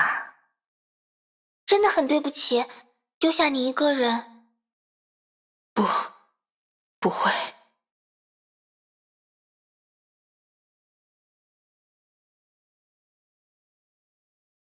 是我没能赶上，是我对不起。我真的很高兴能再见到你们。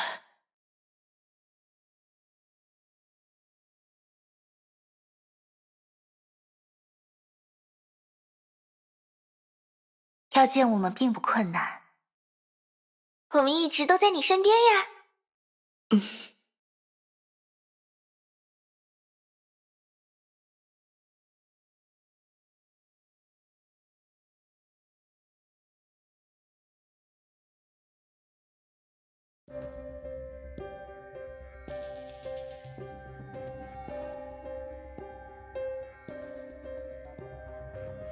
我总觉得如果不说话，这一刻就会一直持续下去。我很怕一开口，时间也会随之流动。这只是个梦，不是吗？梦总有破碎的时候。是的，梦总有结束的时候。不过，你的时间并不会停止。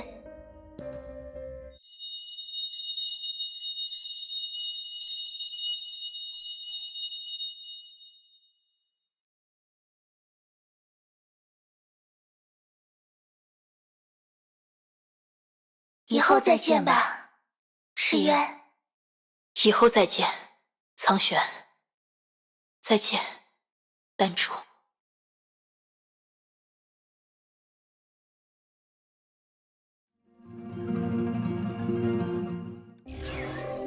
林姐姐去哪里了？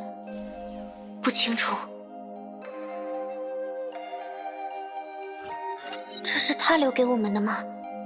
也许他想要让我们知道什么，要是什么。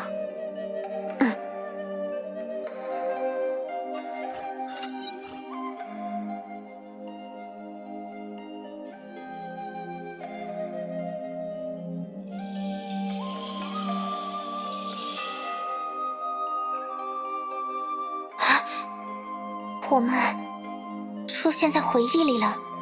为什么？之前的羽毛我们都只能看着呀。不对，天安娜，你忘了吗？以前班长利用羽毛和我们对话的时候，就是现在这种情况。难道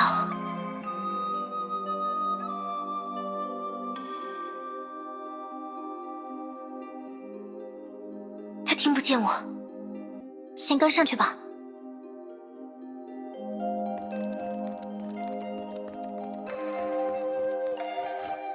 素衣，怎么是你？师姐们呢？师父。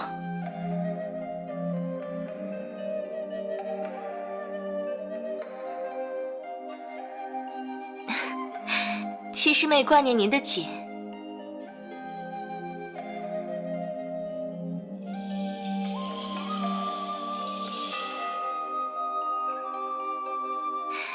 自您离山后，他每日都来山下守候，对吗？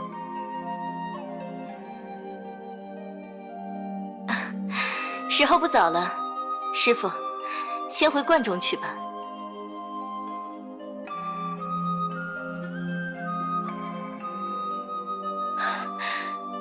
他们要杀了师父。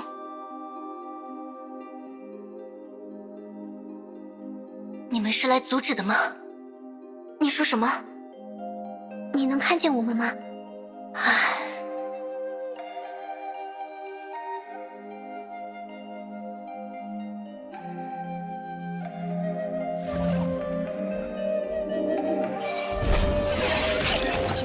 所见非真，此间即幻，这就是墨染香。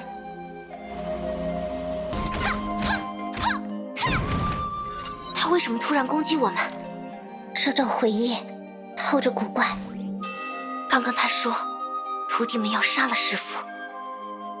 这里是500年前太虚七剑杀死班长的那一夜吗？羽毛是不是希望我们改变历史，救下班长呢？不知道，我们快跟上去吧。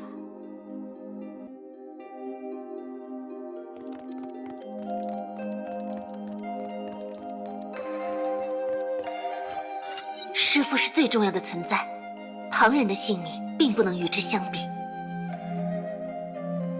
但我不能让师父杀了他，我不能。好容易才有这样的机会。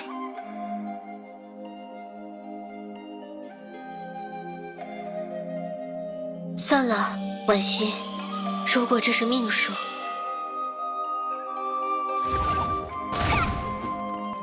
让一切归于寂静吧。风清扬，我的洛无灼是无迹可寻的。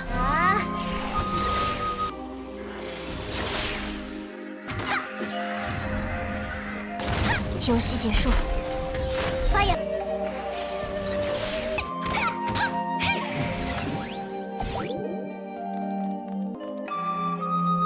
这只是个幻境，对吗？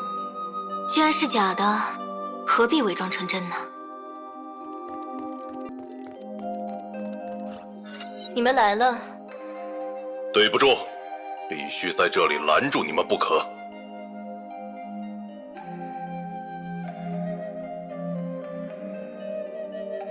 你们想要逆天改命，我们也一样。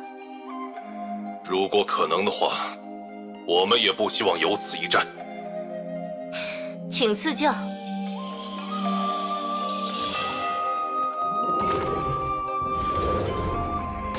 重力压制 ，fire。瞧好了，这就是无双。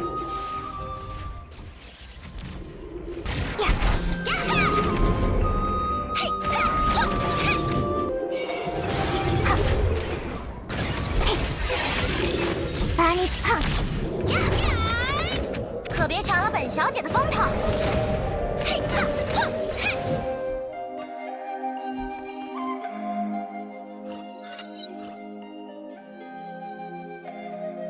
班长的徒弟们，太虚七剑，500年前就是他们杀死了班长。普罗尼亚感觉不到他们对班长抱有恨意。不，是有的，他们的确散发着淡淡的怨恨。但也许是我弄错了，我总觉得那股恨意既不是冲着我们，也不是冲着班长，倒像是怨恨着他们自己一样。天哪，班长的徒弟有7个人，对吗？可是刚刚现身的只有6人。还有一个，也许就在这浮云观里。做好准备。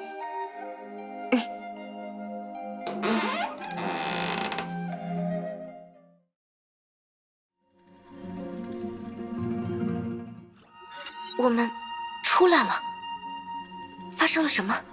那座灌门后面，布朗尼亚眼前一黑，就回到这里了。奇怪，实在是太奇怪了。这根羽毛到底是怎么回事？只能去问把它留给我们的人了。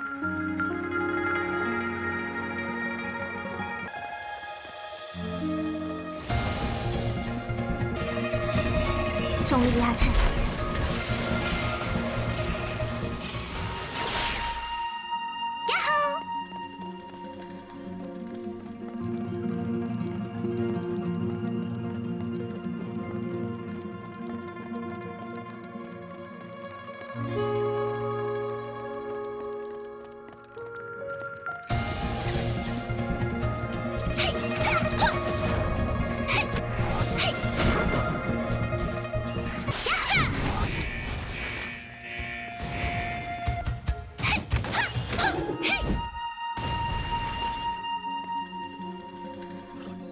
这根羽毛也有封印吗？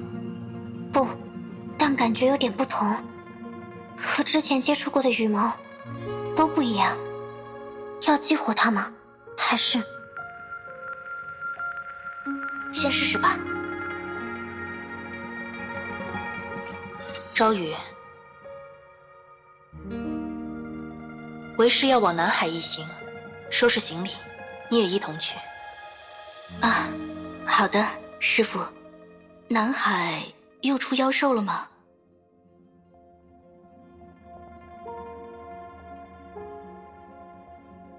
你魂不守舍的，怎么了？南海这一趟路途遥远，我们离开太久，不知师妹们……有苏梅在，不必担心。她只是入门早了些，也还是个孩子呀。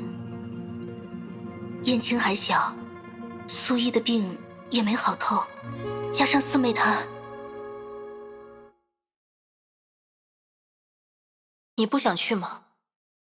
我是该去的。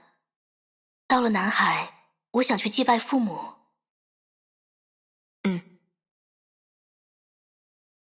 师父，南海那里出了什么事？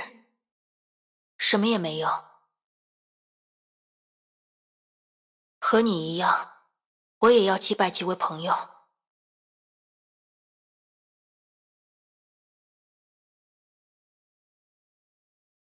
买了什么？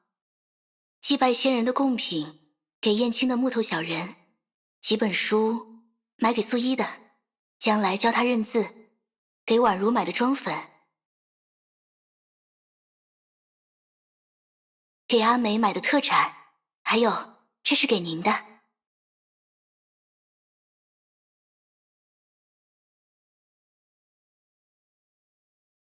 我还记得这座镇子，很多年前您领我回太虚山的时候，我们在这里住过。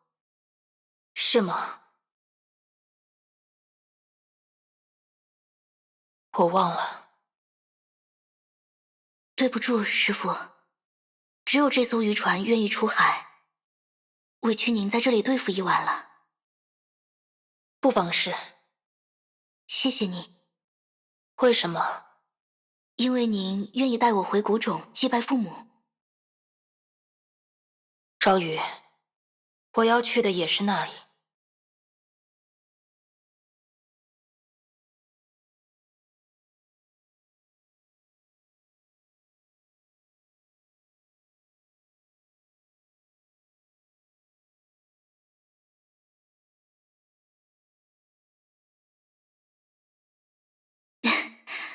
对不起，师父，耽搁的久了。不，没事。师父的朋友是葬在哪里？我去把贡品摆好。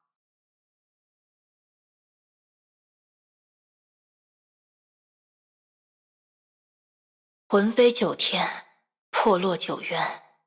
神州的古话是这样说的，但我知道死去后再没有什么魂魄，他们去了，再也不会回来。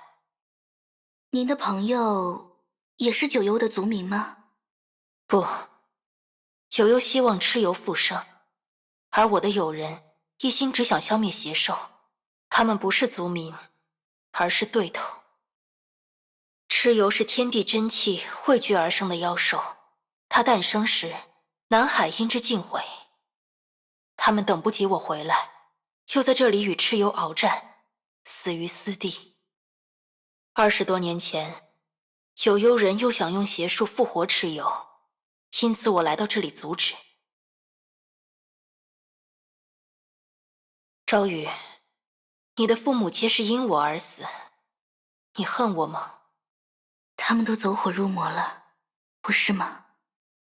死也是最好的结局。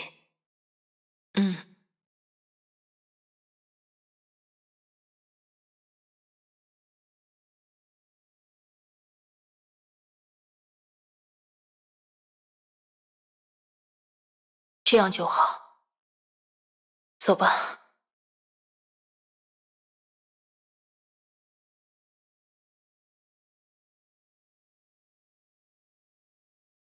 走火入魔的人，真的就没有救了吗？他们大多不是什么坏人，也不是自己想要入魔的。为什么上天要对他们那么残忍呢？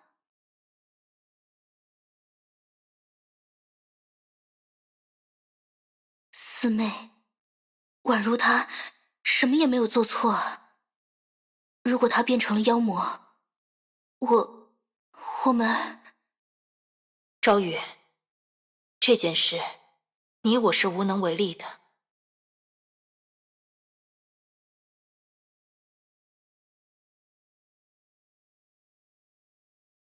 师父，可以放过四妹吗？他已走火入魔了，朝雨。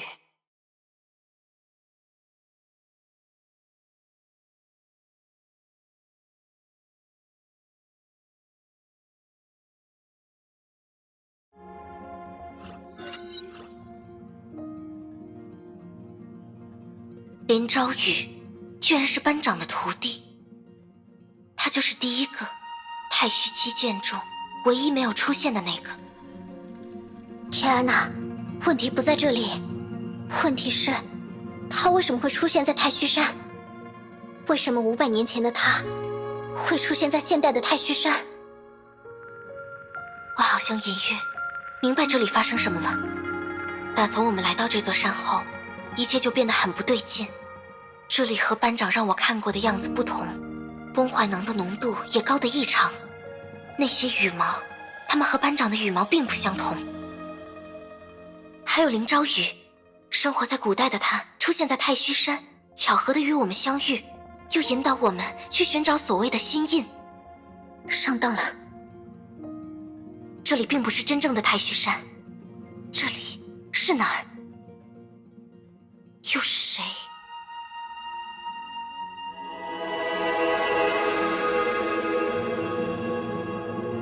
林朝雨留下的羽毛，我们再去一次。事情的真相一定就在这根羽毛里。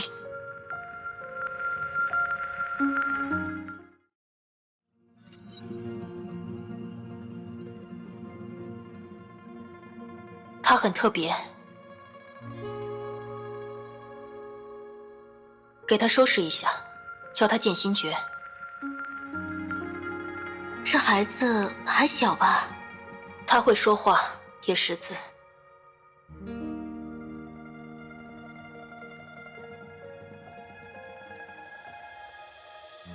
他很特别。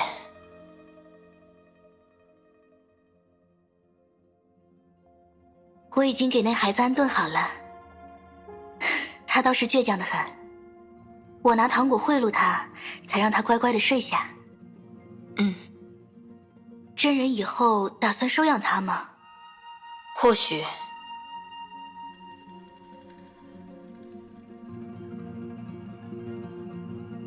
他的亲人死了。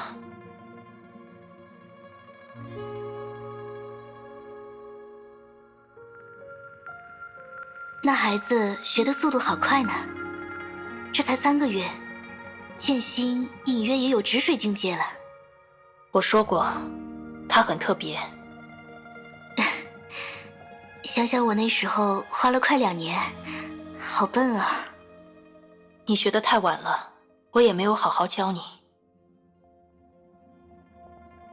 真人，不能总是叫他那孩子，给他取个名字吧。你的名字是怎么起的？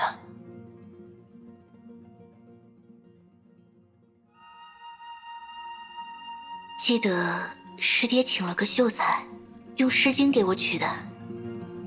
朝积于夕，重朝其语。那就这样吧，买一本《诗经》回来。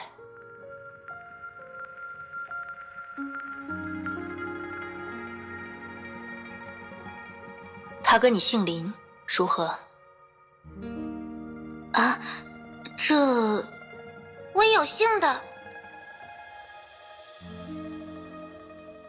苏，我娘姓苏，我随她的姓。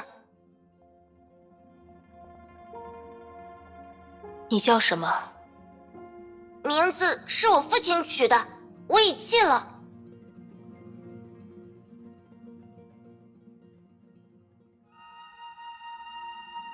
所谓伊人，在水之湄。湄这个字，你看好不好？什么意思？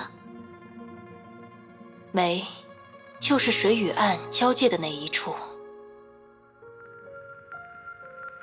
水与岸交界。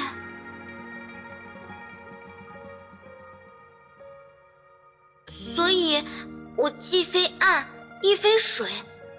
算不上岸边人，也不算水中人，哪里都不挨靠。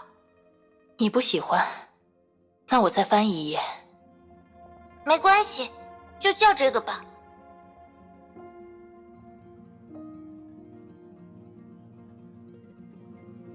见过朝雨姐姐，我是苏梅。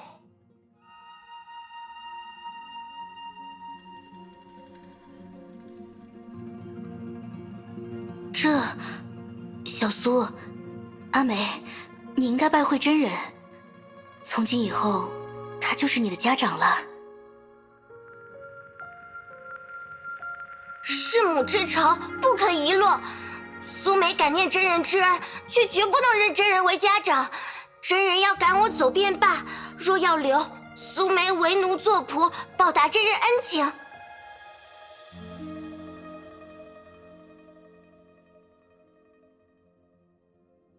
我不赶你，你也不必做奴仆。我只要教你练我的功夫，将来斩妖除魔。是否奉我为尊长，并不重要。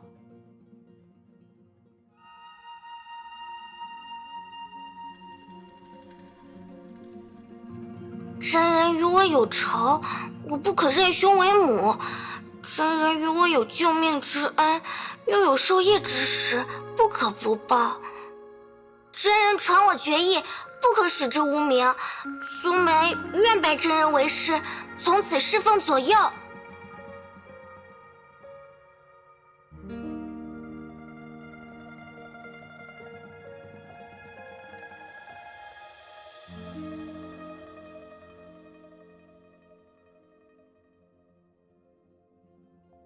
朝雨，是师父。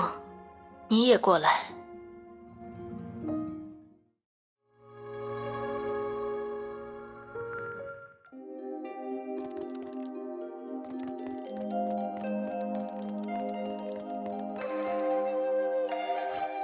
你们好。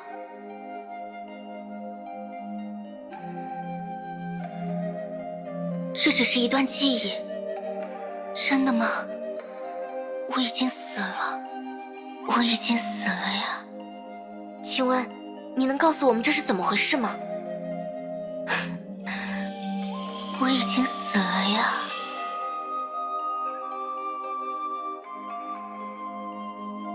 我怎了呀？他没有攻击我们。这个预谋发生了变化，好像变得温和了。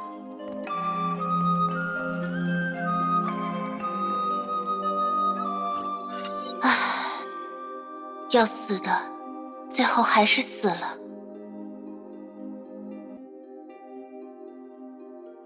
应该活着的也活下来了，这样不是很好吗？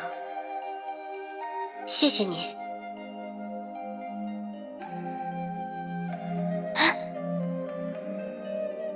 要阻止一桩死亡是很容易的，但要让一个人愿意活下去，却非常非常的难。所以，你是一个很好的人。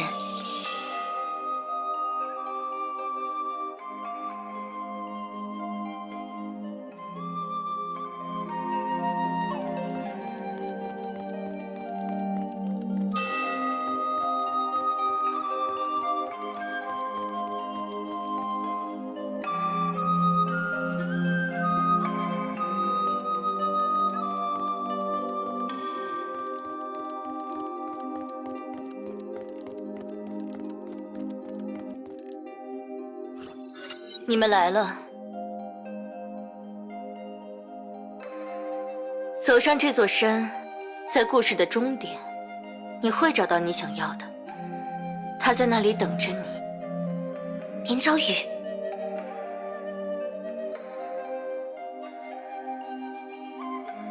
不，是赤渊。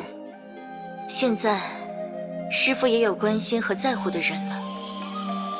虽然绕了很远的路，但一切终究没有白费。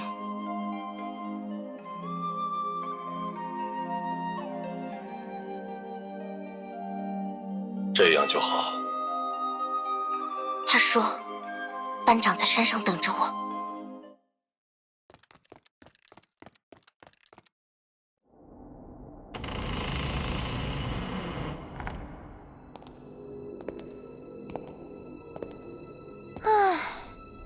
你们花了好久啊，我都等得不耐烦了。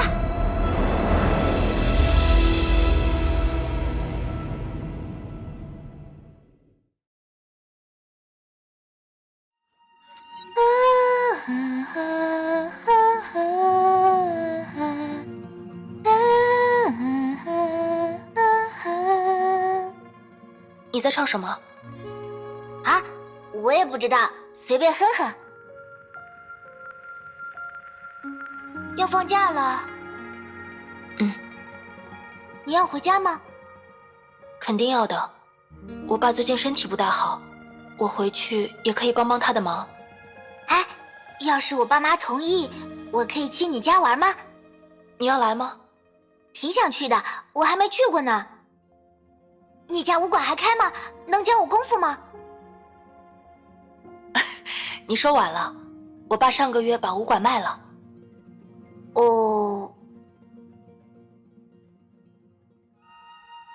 我一直以为你以后会接管武馆。啊？为什么？感觉你就会做这样的事，很奇怪。华，你有什么梦想吗？啊，我总觉得你好像没有什么梦想。梦想？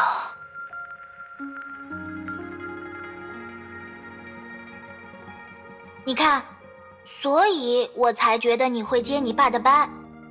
你就像是那种别人说什么就做什么的人。有人对你说，华，走这条路吧，你就照做。但那条路可是你的人生哎。唉，我啊，将来是肯定不会留在沧海市的。我在这里待得太久了，都麻木了。你懂这种感觉吧？这座城里满满全是回忆，哪儿都是。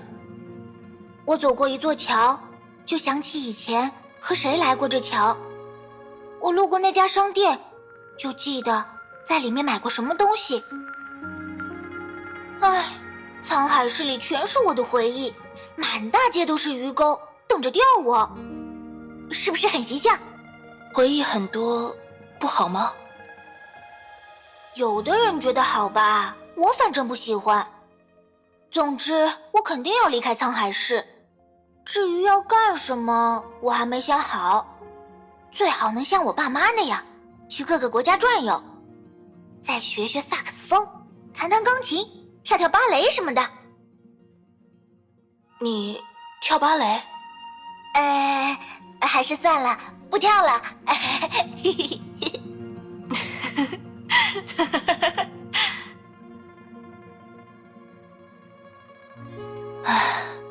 我也不想待在家乡，可能也不会留在沧海市吧。未来要做什么，我还没有想好。其实，在刚刚之前，我甚至都没有想过。我好像真的没什么梦想。